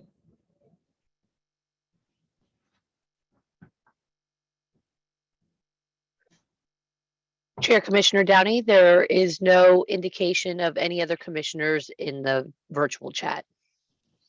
Thank you. Are there any commissioners with us here in person that would like to address this agenda topic?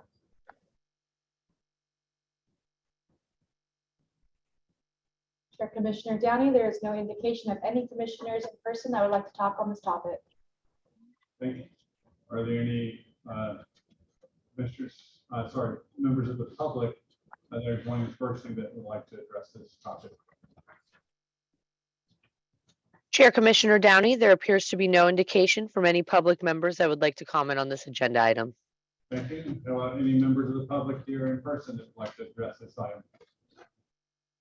Chair Commissioner Downey, there is no indication of any public members here that would like to comment on this agenda item. Right. Thank you. With that, we'll move on to agenda item 14, revenue reporting. And for that, I'll hand it over to Operations Manager Phil McFall.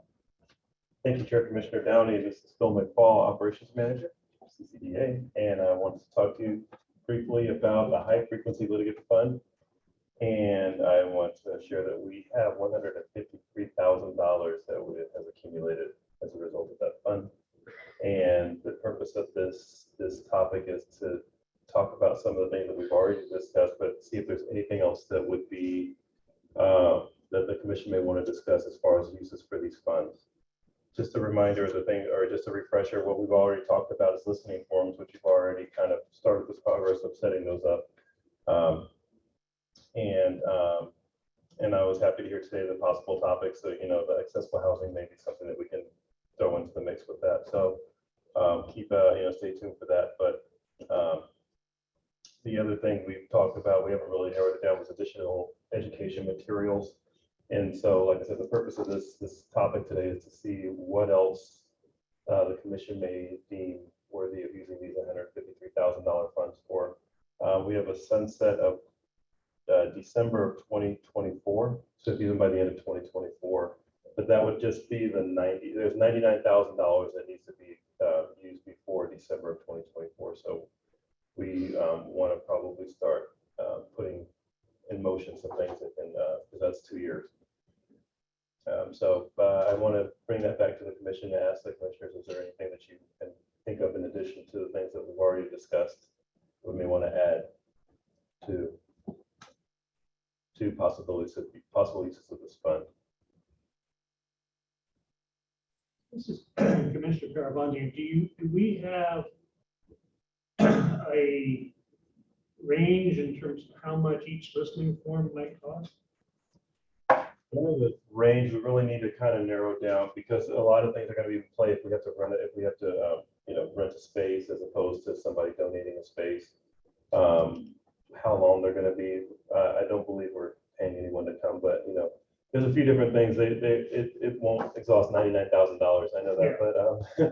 but I can for our next meeting prepare something, but I can prepare a write-up of something. So as we have these discussions over the next couple months, then I can have a really good solid idea of what those are going to cost. I think we have plenty though to kind of accommodate anything that we'd like to do in that arena. And this is April. I have been meeting with partners who have offered some of their spaces for free as potential locations.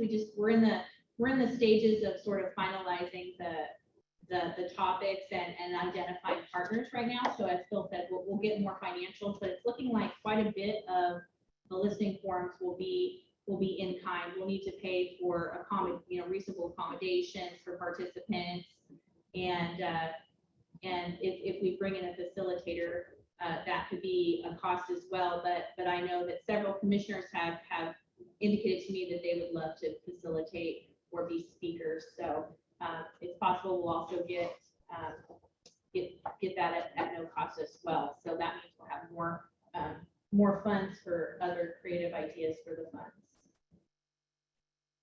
Yes, and thank you for that. And the educational materials is the other thing we've thought about. We have the I just completely blanked on the Disability Access Education Revolving Fund change to, help me. Access Compliance. Access Compliance Fund. We are developing materials to go along with that. We have a quick reference guide that's been ready to possibly move forward with, so we can use those funds to move that forward as well. And so any other items or that you as a commission can think of, for sure. If not, we can close this item. But Yes, this is Commissioner Hudson. I wanted to add that we use, or the possibility of, for part of education outreach for emergency planning, that we facilitate the process of educating not only business community, but the whole process of being engaged as a community that serves people with disabilities as a whole, but specifically for businesses, to understand the emergency preparedness.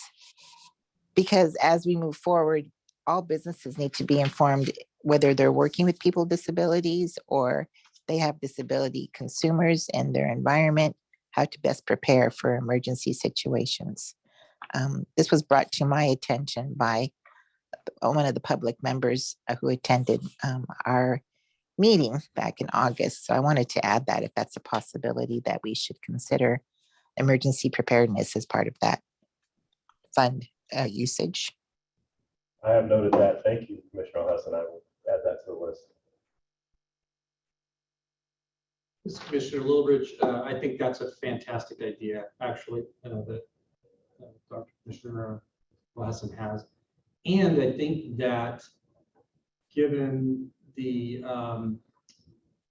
reason for the funds that are being received, I think directly relate to kind of our top 10 list that we constantly publish. And I think anything related to public service announcements or education materials for California business owners, that hey, these are the top 10 violations in the state, and helping to relieve that number in any way we can would probably be a good logical use of those funds. Absolutely. So you're saying in line with creating education materials, just those are be more, absolutely. I have that here. Thank you.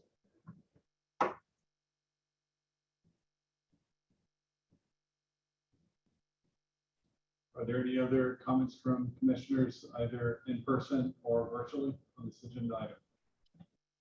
Chair, Commissioner Downey, we do have Commissioner Leon Vasquez with her hand raised as well. Hello, good afternoon. I wanted to just kind of throw it out there. My background is food and hospitality. And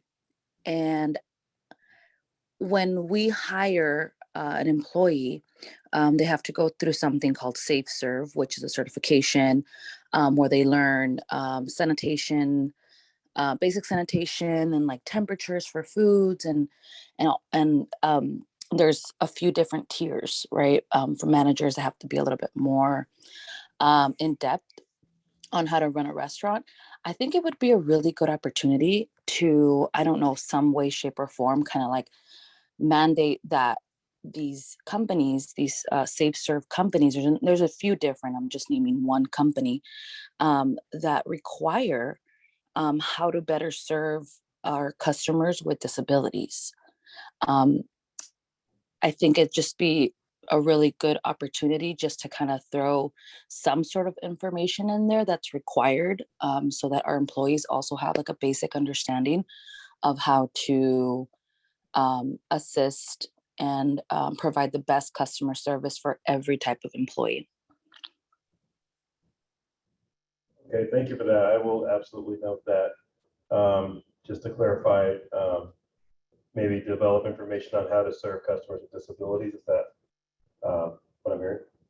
Correct. Okay. Thank you. Thank you for that suggestion. Absolutely. Thank you, Commissioner Vasquez. This is Commissioner Downey. That does remind me of something that's always been on my radar that we've not been able to make much progress on, and that's into small business associations and their service towards new businesses as they're starting up. I'm on a list, trying to remember the name of the organization in Oakland that provides all sorts of services, training, whatever else for new business owners that are just starting up. In probably 10 years of receiving their emails, I've yet to hear a single peep about needs for their needs of starting up with regards to accessibility in their place of business. All sorts of other things, but never a word about making sure that their new store, as they're signing a lease or getting things going, to make sure that that's accessible. So I think trying to get whether it's listing forms or education outreach material that could be provided to these organizations, and somehow to reach out to these new businesses to put them an essential step in doing things right as they get started. Okay. Thank you for that information. Yes. So maybe working with the small business associations to develop materials then for new restaurateurs. I don't know if I'm saying that right, or new people in the restaurant. Yeah, and to take that further, as we're now talking about web accessibility and tracking that, and to new business startups in the digital space. Not sure how we get tap into that market, but it seems like an important thing to address. Thank you. Really tagging on to that in my one-trick pony fashion, a reminder that for small businesses and especially small merchants in buildings where they are leasing space, most of the ADA issues fall to the property owner, not to the small businessman. And it's important to inform small business owners, but also get to that class of property owners who aren't in it as a profession and don't think about issues of accommodation or accessibility. It doesn't cross their mind. It's both the tenant and the landlord. And there's my one-trick pony for the speech for the day. Can we have a recording of that so we can play that from time to time? My successor knows that as well as I do. Well, my hope. Thank you, Commissioner Rita. Any further comments from members of the commission? Chair, Commissioner Downey, there is no indication of the chat. Thank you. There's no other comments from members of the commission here in person. Move on to members of the public that are joining us virtually. Chair Commissioner Downey, there is no indication of any public members in the chat. Okay, how about here in person? Any members of the public to address this item? Chair Commissioner Downey, there is no indication of any public members that would like to speak on this agenda item in person.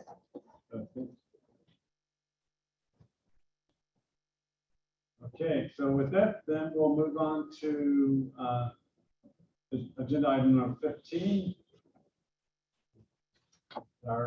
It's referring back to our executive director, April Dawson, for the regarding our quarterly budget report. Thank you. And if staff could please project just for the, thank you. So what we have on the screen is a financial report. I'm not going to go through it line by line, but I'm going to give a very high level summary of our commission's financials and see if you have any questions, and I'll do my best to answer them, or if there are more technical questions, I can refer them back to our DGS accounting staff. A couple of notes about this financial report. This was prepared by the Department of General Services accounting staff and presented to CCDA management on 10/7/2022. And then I also presented this financial report to our executive committee of CCDA on October 12th. And it's important to note that accounting has not closed yet. So that was as of year to date of 10/7/2022 of where we stand. And it is through Q4 of the prior fiscal year. So we are on a July through June fiscal year because we are a state commission, and the state of California is on a July through June fiscal year. And so this is for the final Q4 of the prior fiscal year. And I wanted to just share, it's not abnormal. In fact, it is quite common for boards and commissions to be presented financials in arrears. In my prior life as an executive director of community, being overseen by a community board, it's okay to have a 2 or 3 month gap because of the way that financials need to be closed out. If you get a little further out than that, then you have to worry. But I do meet with our DGS accounting staff monthly to talk about our budget and our financials, and they're able to assist me with questions that I have to make sure that we're on track. What you're seeing here is our general funding source without the special account that Phil and I broke out into 2 separate presentations. And so the $153,000 that Phil just spoke of is not included in this report, but it's another source of funding that we have access to. So I want to share that our original Budget Act authority for the prior fiscal year was $1,571,000. And after the budget process played out, there were some adjustments that were made for 21-22, which gave our final authority as $1,463,000. So essentially $1,463,000 was our agency budget for the prior fiscal year. And it's broken up into personal services and operating. So personal services is like your what you pay your staff, the salaries and your benefits to staff, for example. And so we budgeted $744,000 in personal services, and of that, we spent $579,959. Again, that's an estimate because accounting hasn't closed, but we're confident that it's pretty close to accurate, which means that 78% of what was budgeted was actually spent. And part of that cost savings is due to the fact that you weren't paying the executive director for several months, and we did have some staff turnover as well. So I don't want you to think that we normally have a big buffer in personal services. That's why it's only 78%.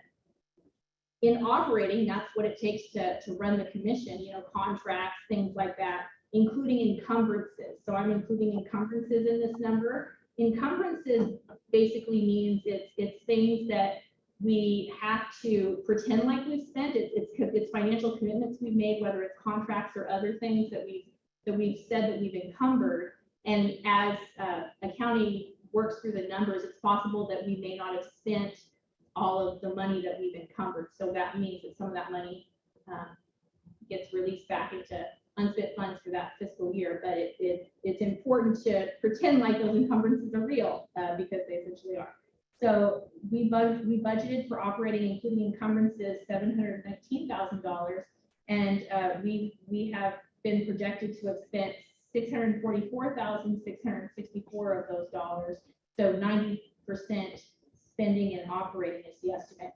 So we estimate that at the end of the fiscal year that ended on June 30th, that we spent $1,224,623, which is 84% of our total budget authority. And that concludes my report. Please let me know if you have any questions. Thank you, Executive Director Dawson. Are there any comments from members of the commission joining us virtually? Chair Commissioner Downey, there appears to be no indication from any commissioners in the chat virtually. Thank you. Are there any comments from members of the commission here in person? Chair Commissioner Downey, there is no indication of any commissioners in person that would like to speak on this agenda item. All right, then we'll go back virtually to see if there are any members of the public joining us virtually that would like to address this item. Chair Commissioner Downey, there appears to be no indication from any public members that would like to comment on this agenda item. Okay, thank you. How about any members of the public that are with us in person that would like to address this item? Chair Commissioner Downey, there are no public members that would like to comment on this agenda item in person. Okay. Thank you. With that, then we'll move on to agenda item 6T. This item is regarding resiliency and adaptation plans. And for that, I'll refer this agenda, the introduction of this item, to our operations manager, Phil McFall.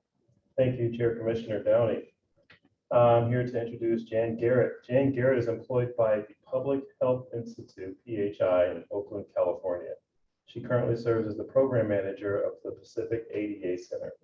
A major project at PHI, the Pacific ADA Center, is part of the ADA National Network.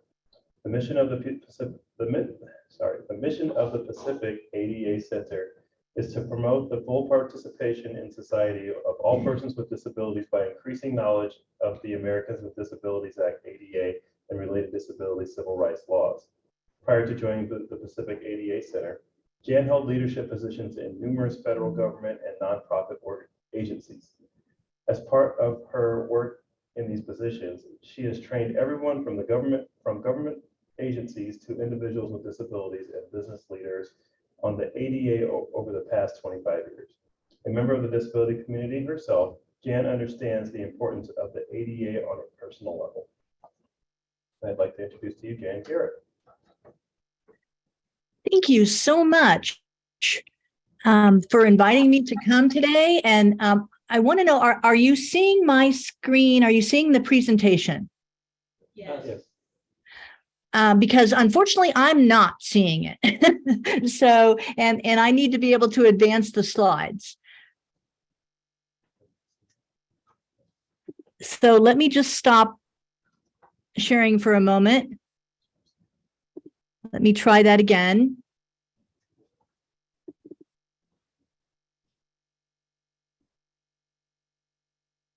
Well, I am not exactly sure what to do about this. Can someone there actually advance the slides, bring up the presentation and advance the slides if I stop sharing?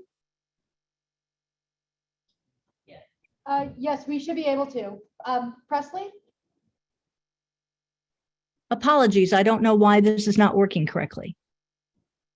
Hi. So if you want to email me over the slides real quick, I can pull it up, or what you can do is view the slideshow and start it beforehand. And then when you go to share the screen, click on the specific PowerPoint.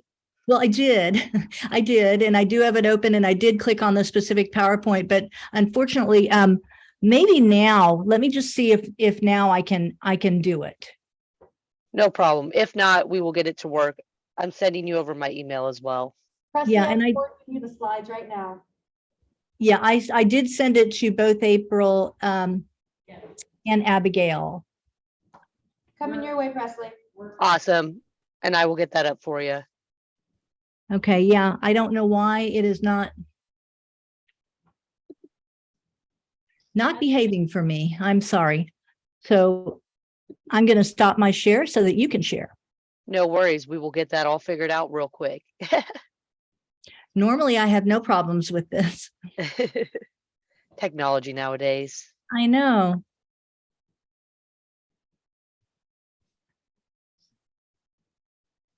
Hi, Presley, it's Abigail. I emailed you the slides. I got it. I'm opening it up now. It shall be up momentarily, everyone. Pardon the delay. Okay. I'm getting it. Just give me a couple seconds. Okay.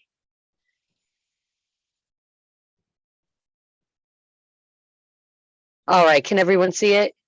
Yes. Okay, Yes. perfect. We are good to go. Just let me know when you'd like me to change over the slide. Okay, sorry that we're going to have to say next slide. Anyway, thank you very, very much for inviting the Pacific ADA Center today. We are really pleased to be here, and it's great to be with you. So let's go to the next slide and talking about integrating access into business resiliency and in times of disaster and emergency. So this is a little bit about us at the Pacific ADA Center. I don't know how many of you are familiar with us, hopefully at least a few of you. And we are a nonprofit center that provides information on the ADA and other disability civil rights laws. We do that partially by providing free and confidential informal guidance on the phone and by email. So anyone can contact us, and our contact information will be in this slideshow. We also provide trainings, both virtually and in person.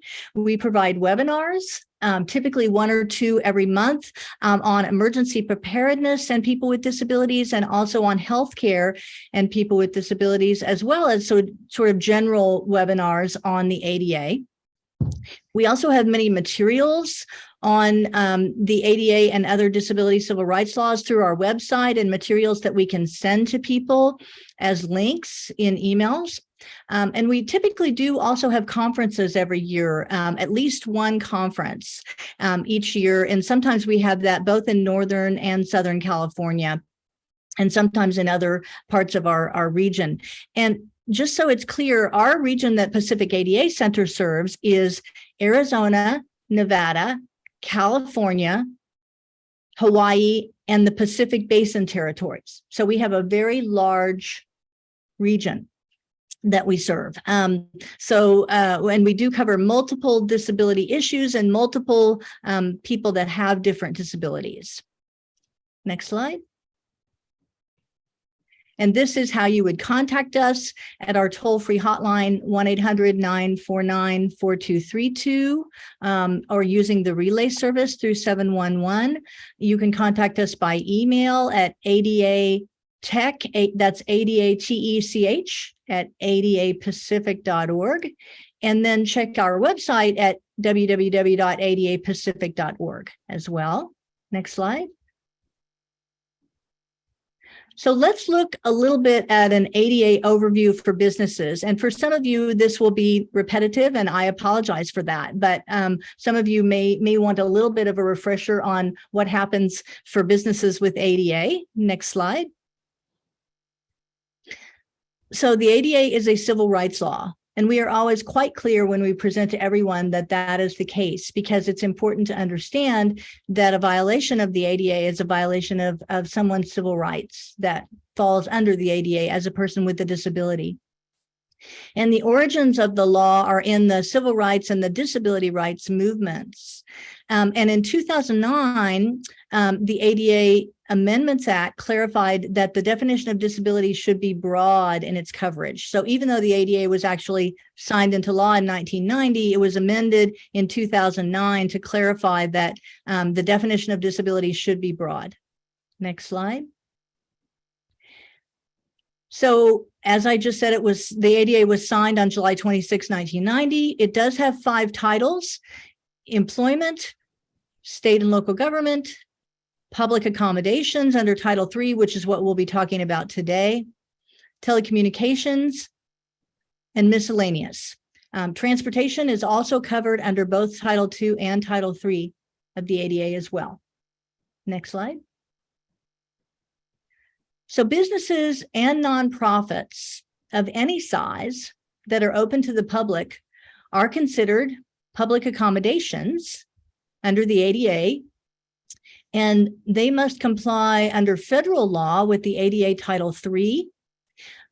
Again, I think this was one of the commissioners who said that your common refrain is both business building owners and businesses who operate in those buildings are covered by the ADA. So I just want to echo your refrain. And that in California, there are many laws, including the California Building Code Chapter 11B, that cover businesses that are open to the public in terms of different requirements. Next slide. So business requirements under ADA Title III, you must provide an equal opportunity for people with disabilities to access their goods and services, that is the business's goods and services.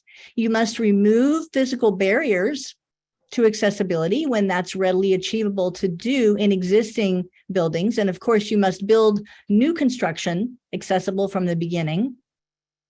You must provide effective verbal and written communication to people who have disabilities that affect communication. And you must make reasonable modifications of policies, practices, and procedures when that will be necessary to provide that equal opportunity to the person with a disability. Next slide. Businesses could face many potential disasters and emergencies. Next slide. Let's look at a few of those. We have COVID-19, which is one of the biggest emergencies, and it's a public health emergency that has emerged in the last couple of years. We have earthquakes. Just the other day, I think it was yesterday, we had an earthquake up in the Bay Area that a lot of people felt. Hopefully it didn't do too much damage.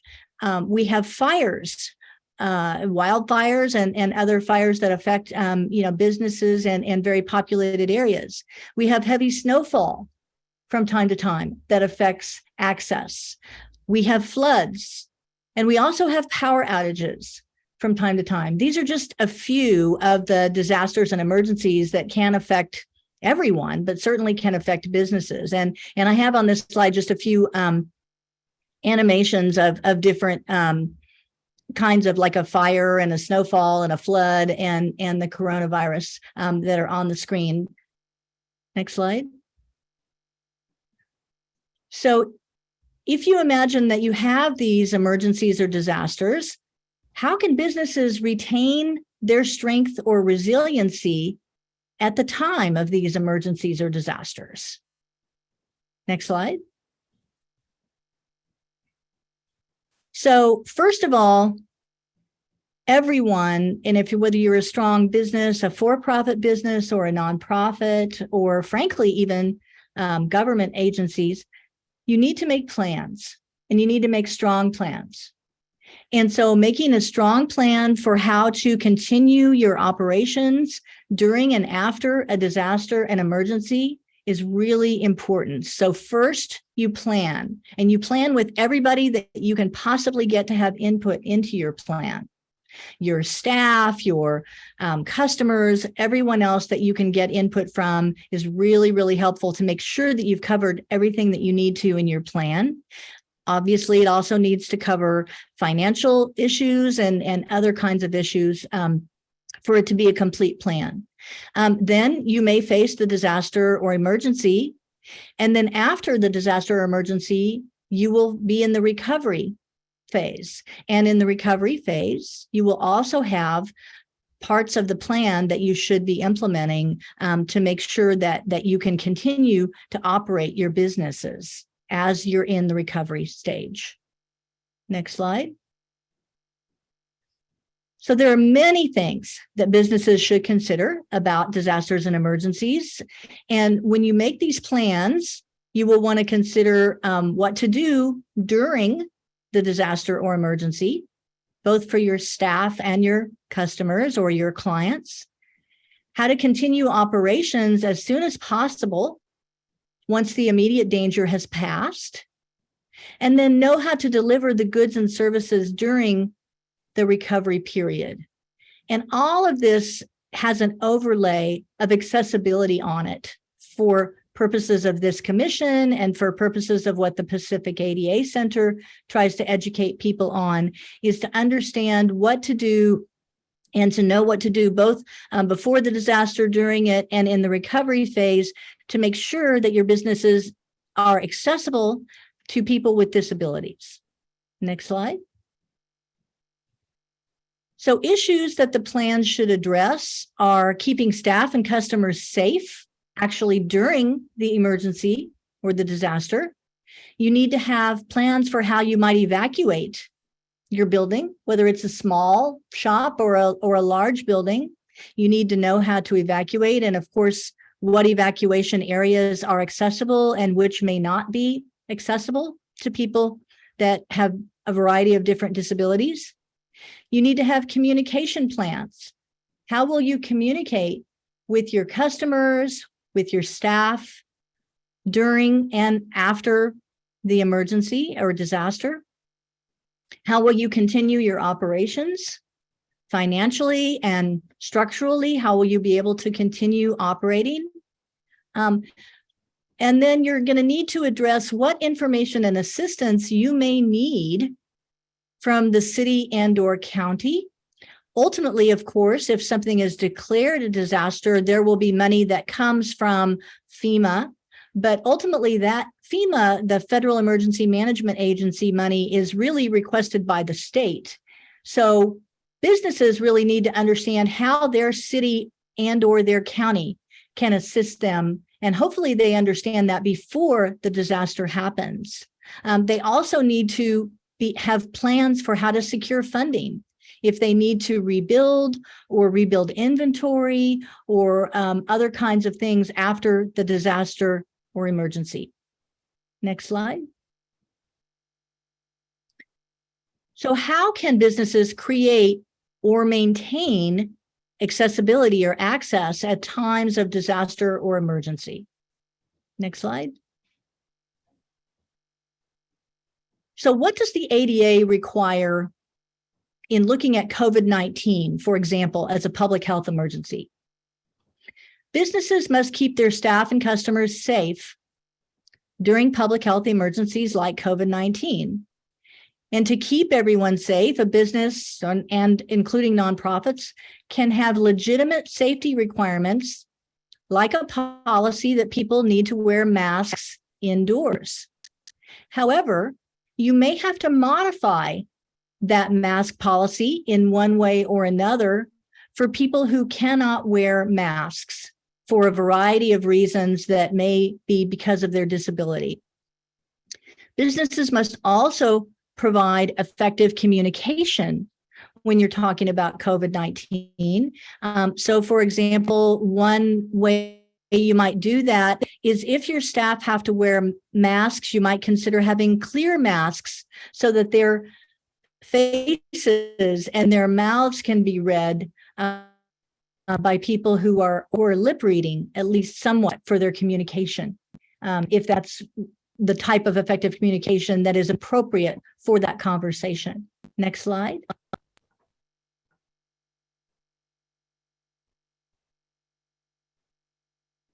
Okay, so if you want to modify, for example, your mask policy requirement, you can take online or phone orders where payment is made over the phone or online. You can allow customers who cannot wear a mask to pick up their orders outside the restaurant or a shop for no extra charge. In other words, providing curb service as opposed to having someone come inside. And you can also provide free delivery to people of your goods and services if that's that's not an undue burden for your business. And that will depend on your business and how large it is. Next slide.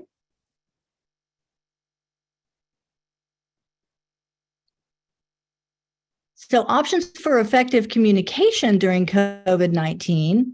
Again, you can provide clear masks to staff members who can wear them when a deaf person needs to read their lips or facial expressions.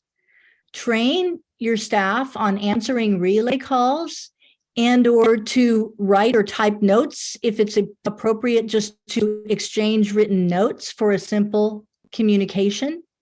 For larger businesses, you may want to offer video remote interpreting, or if someone who has an advance appointment, you can have a live sign language interpreter present for an appointment where you know someone is coming and needs that sign language interpreter, or perhaps needs a captioner.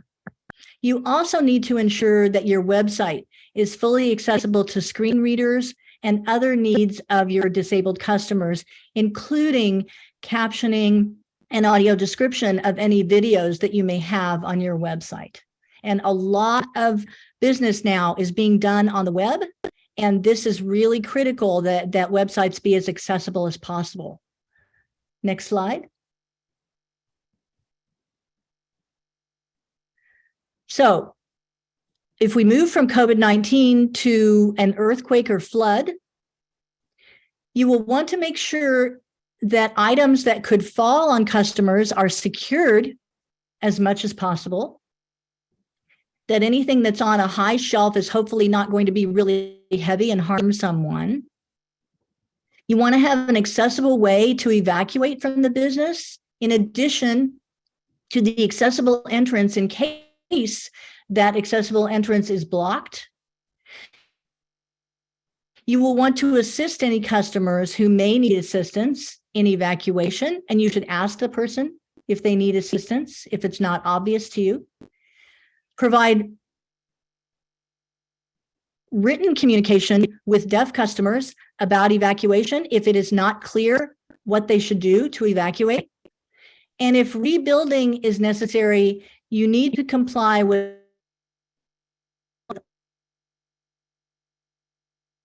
all.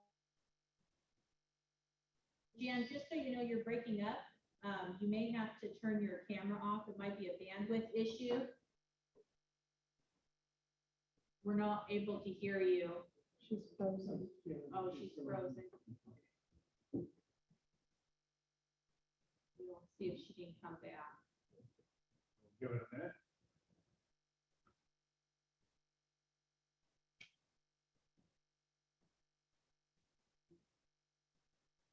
Sorry about that. We'll give her some assistance as we can here.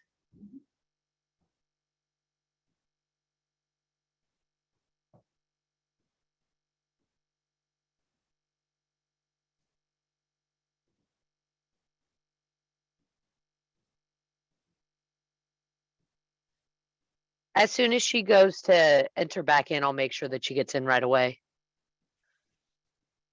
Thank you, Presley. Did she drop off? Yeah, it looks like it. Okay, we'll just give it a minute.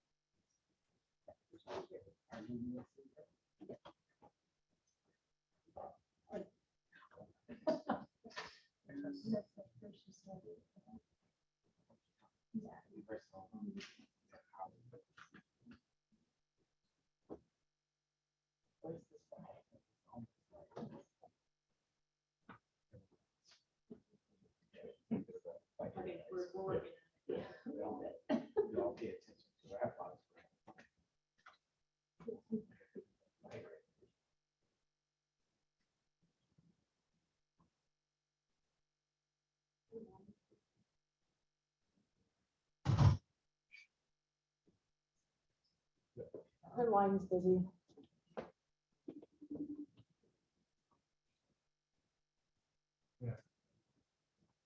Well, this is Commissioner Downey. It would appear we've lost her and not seeing any signs of her, any weird connection. So this topic was going to end with a discussion on what this commission might be able to do to address this question, issue of resiliency and adaptation. So if perhaps we go ahead and see if there's any conversation, any comments from members of the commission. So any comments, be that as it may, on this topic from members of the commission that are joining us virtually.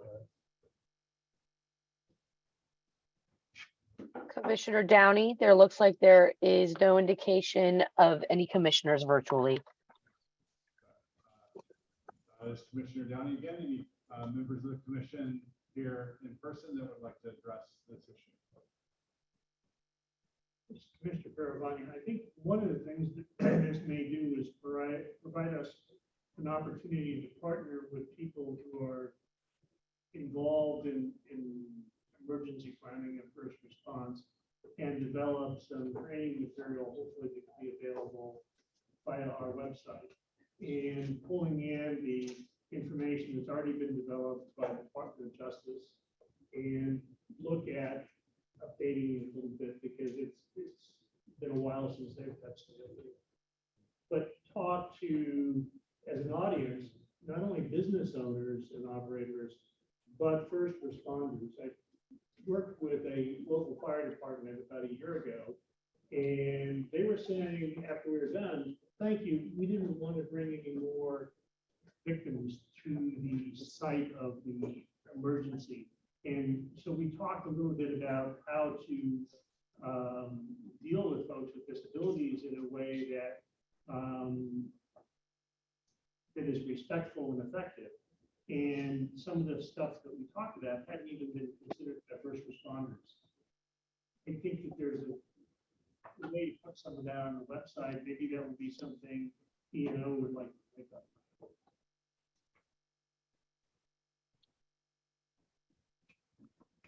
If I may, Commissioner Downey, this is April. Another thing that has been brought up a lot has been climate change. So I know, there's disasters and emergencies, like COVID and fires and flood, but there's also like, as businesses adapt and change to climate change, like if there's populations that have extreme heat issues or things like that, and their business operations are affected by that, how can they still include people with disabilities? So Jan was also going to talk about that, about how the commission, in a changing world, how can the commission continue to be relevant with our supports to businesses and within the mitigation resiliency space.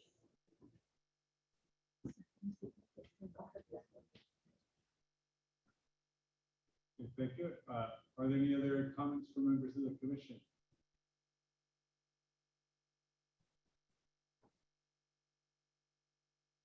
Hearing none, are there any members of the public that are with us virtually that would like to address this item? Chair Commissioner Downey, I believe that Jan just entered back into the Zoom meeting. Okay. Jan, this is Commissioner Downey. Can you hear us?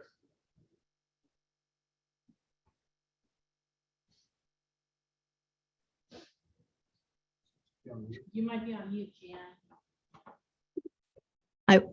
Yeah, I was, because I had to say that I understood that that the meeting was being recorded. My apologize for what I don't know what happened. I completely lost my internet connection. Okay.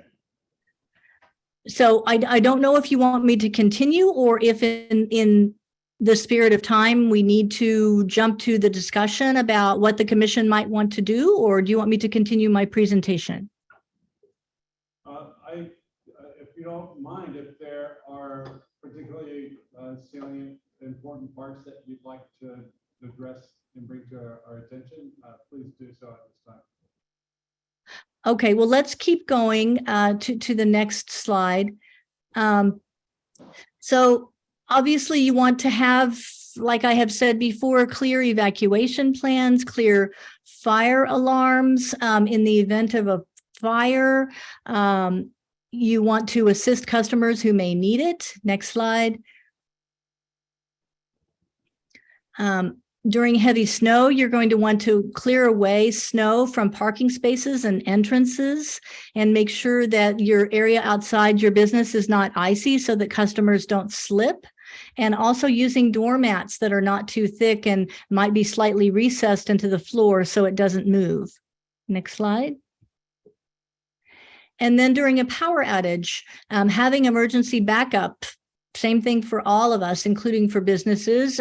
Have several flashlights available, make sure there's batteries, and have a plan if the power outage is going to last for several days.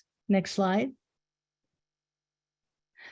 So really here is, what materials can the California Commission on Disability Access create for businesses who want to remain resilient, but also remain accessible and become more accessible as they go forward.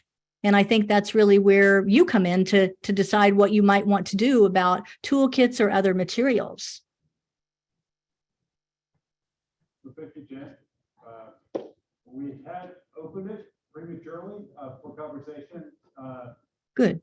Here, and we had I don't know if you want to recap a couple of the things you brought forward, Michael Parabania, Commissioner Parabania. Yeah, let me take a shot at it. What I was thinking about, this is Commissioner Parabania, about the need to partner with many people who are doing training and preparation in this area, update some stuff, and put some stuff on a website that businesses and first responders can take part in.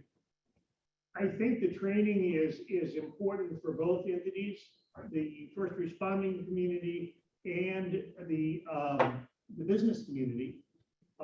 Maybe even government too, as I think about it, because there might be an area-wide disaster such as an earthquake that takes a whole community down, and then we're looking at sheltering, we're looking at getting medication in, we're looking at the redundancies that need to be built in.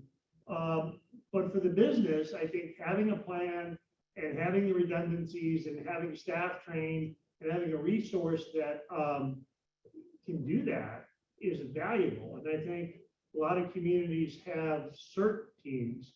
And when I was the ADA coordinator of the city of Sacramento, we had a real successful event. We partnered with a local independent living center, this is before your time, and trained the CERT team about what people with disabilities need when there's a response needed. And that same thing can benefit businesses too. Anyway, that was my 2 cents. Great. The Commissioner Garabani. This is Commissioner Downey. I'm curious, in especially in thinking about some of the more recent emergencies. If we are hearing things from members of the disability community and or the business community in terms of their experiences through these emergencies, and in particular, if we're capturing any particular relevant things that we need to address.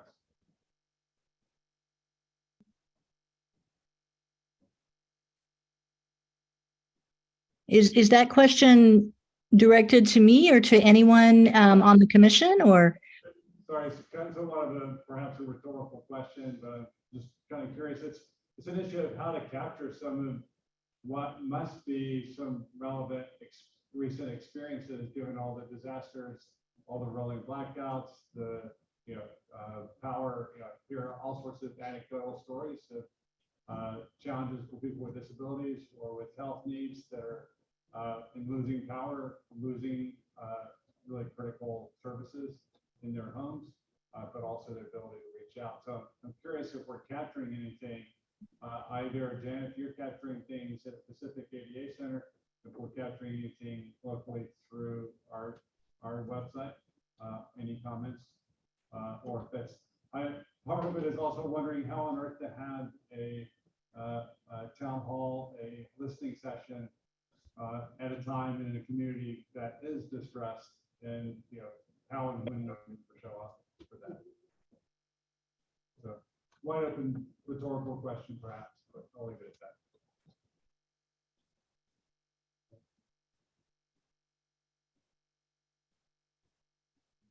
Any other comments from members of the commission? This is Commissioner Littlebridge. I just want to say that part of the comment. I'm trying to talk.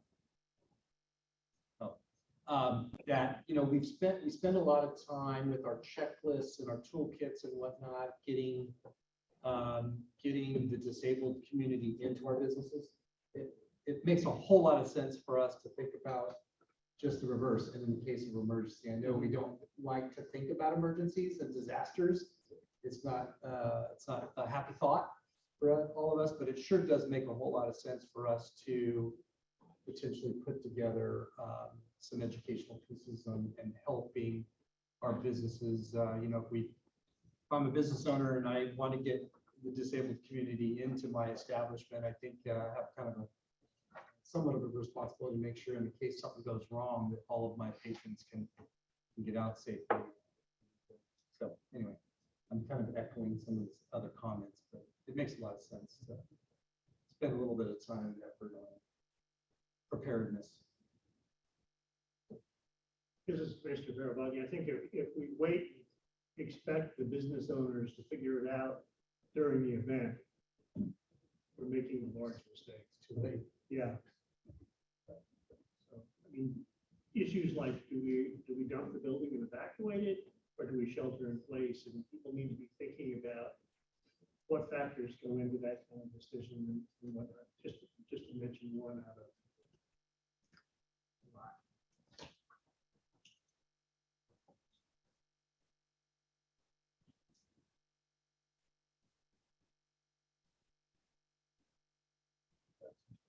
Are there any other comments from members of the commission? Chair Commissioner Downey, Commissioner Jackson has her hand raised to comment. I have a question. Haven't been on the committee in a year yet. Do we actually get involved with emergency preparedness situations when we have the? Commissioner Jackson, we can't hear you. I'm sorry. I asked the question, as a commission, do we get involved with emergency preparedness activities? I used to sit on a public utility commission program, and we would actually practice at least every year disaster preparedness, and we would actually evacuate, do other things to show that we're following through with what we're trying to reach to other people. Excuse me, we can't hear that comment. Hi, this is April. So Commissioner Jackson was asking, does the commission actually get involved in disaster preparedness? And she gave an example of another commission she was on where they talked about that. And I was going to respond to her as the executive director. So disaster preparedness is not specifically called out as a charge to the commission, but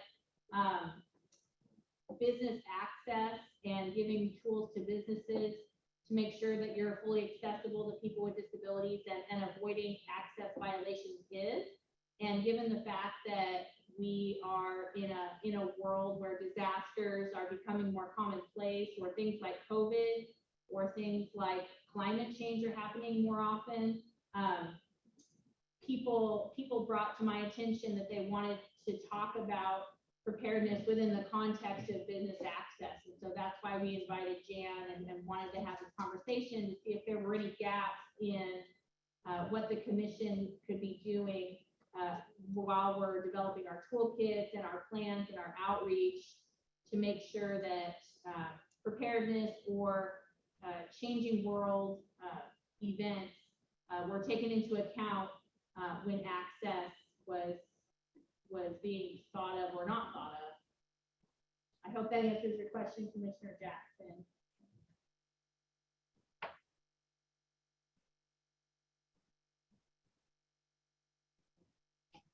Chair Commissioner Downey, we do have a public member that would like to talk virtually. It is Diana Carson.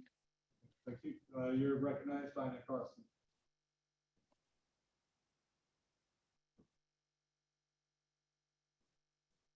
Hello, thank you so much. So first of all, thank you so much for all the work that you all are doing. I just want to bring to the conversation the possibility of considering people, and I know this is kind of a unique situation. However, my brother experiences autism, severe autism, quote unquote, severe autism. He was institutionalized for 15 years, and he's lived as my next door neighbor on our property in his own durable, customized home for the past 11 years. And it's only because of this durable environment that he has been able to succeed in a non-institutional setting.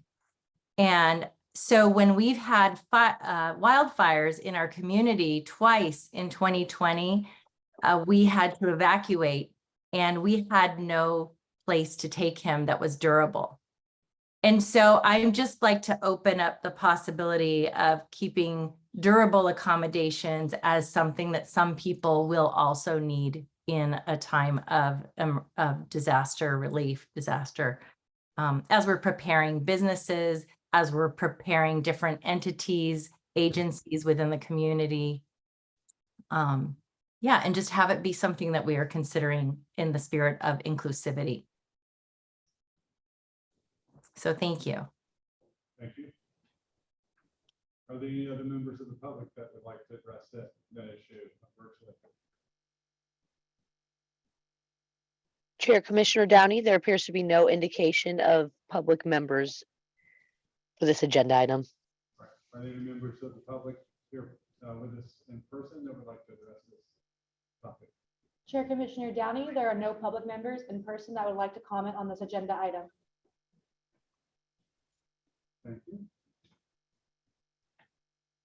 Okay, so if I'm not mistaken, that brings us to agenda item 17, future agenda items. So are there any comments or suggestions from commissioners that are joining us virtually that might wish to suggest future agenda items?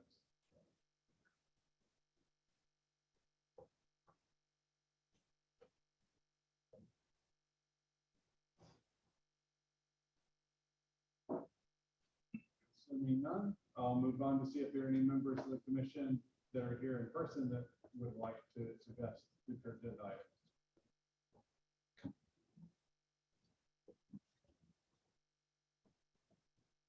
Okay, and finally, we'll turn to members of the public. First, virtually, if there are any suggestions of future agenda items.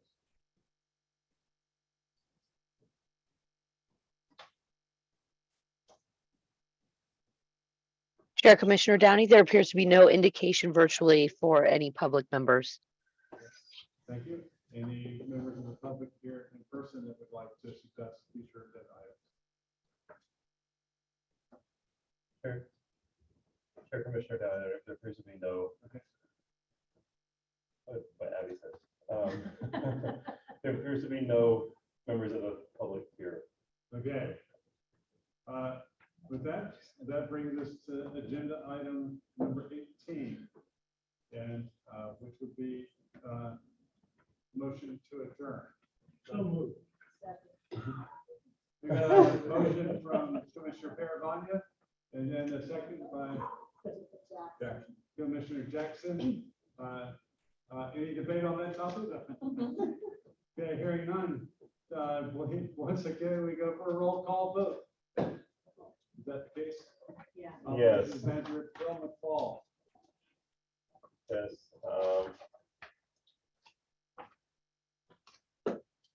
So I will. So let me go through our list of commissioners. Commissioner Chair Downey. Aye.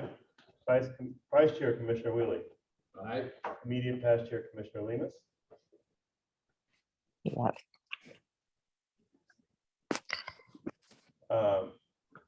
Commissioner Dillard. Yes. Commissioner Paravania. Aye. Commissioner Dr. O'Hesson. Aye. Commissioner Holloway. Aye. Commissioner Lillibridge. Aye. Commissioner Jackson. Commissioner Ramirez. And Commissioner Leon Vasquez. Aye. Okay. All CCDA commissioners' votes have been noted, and I'll pass it back to Commissioner Downey. So with that, say the motion passes, so we are adjourned. See you next year.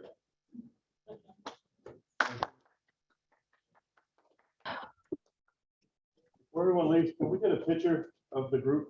All, this won't be painful. We'll do it very quickly. Pictures are always. I know.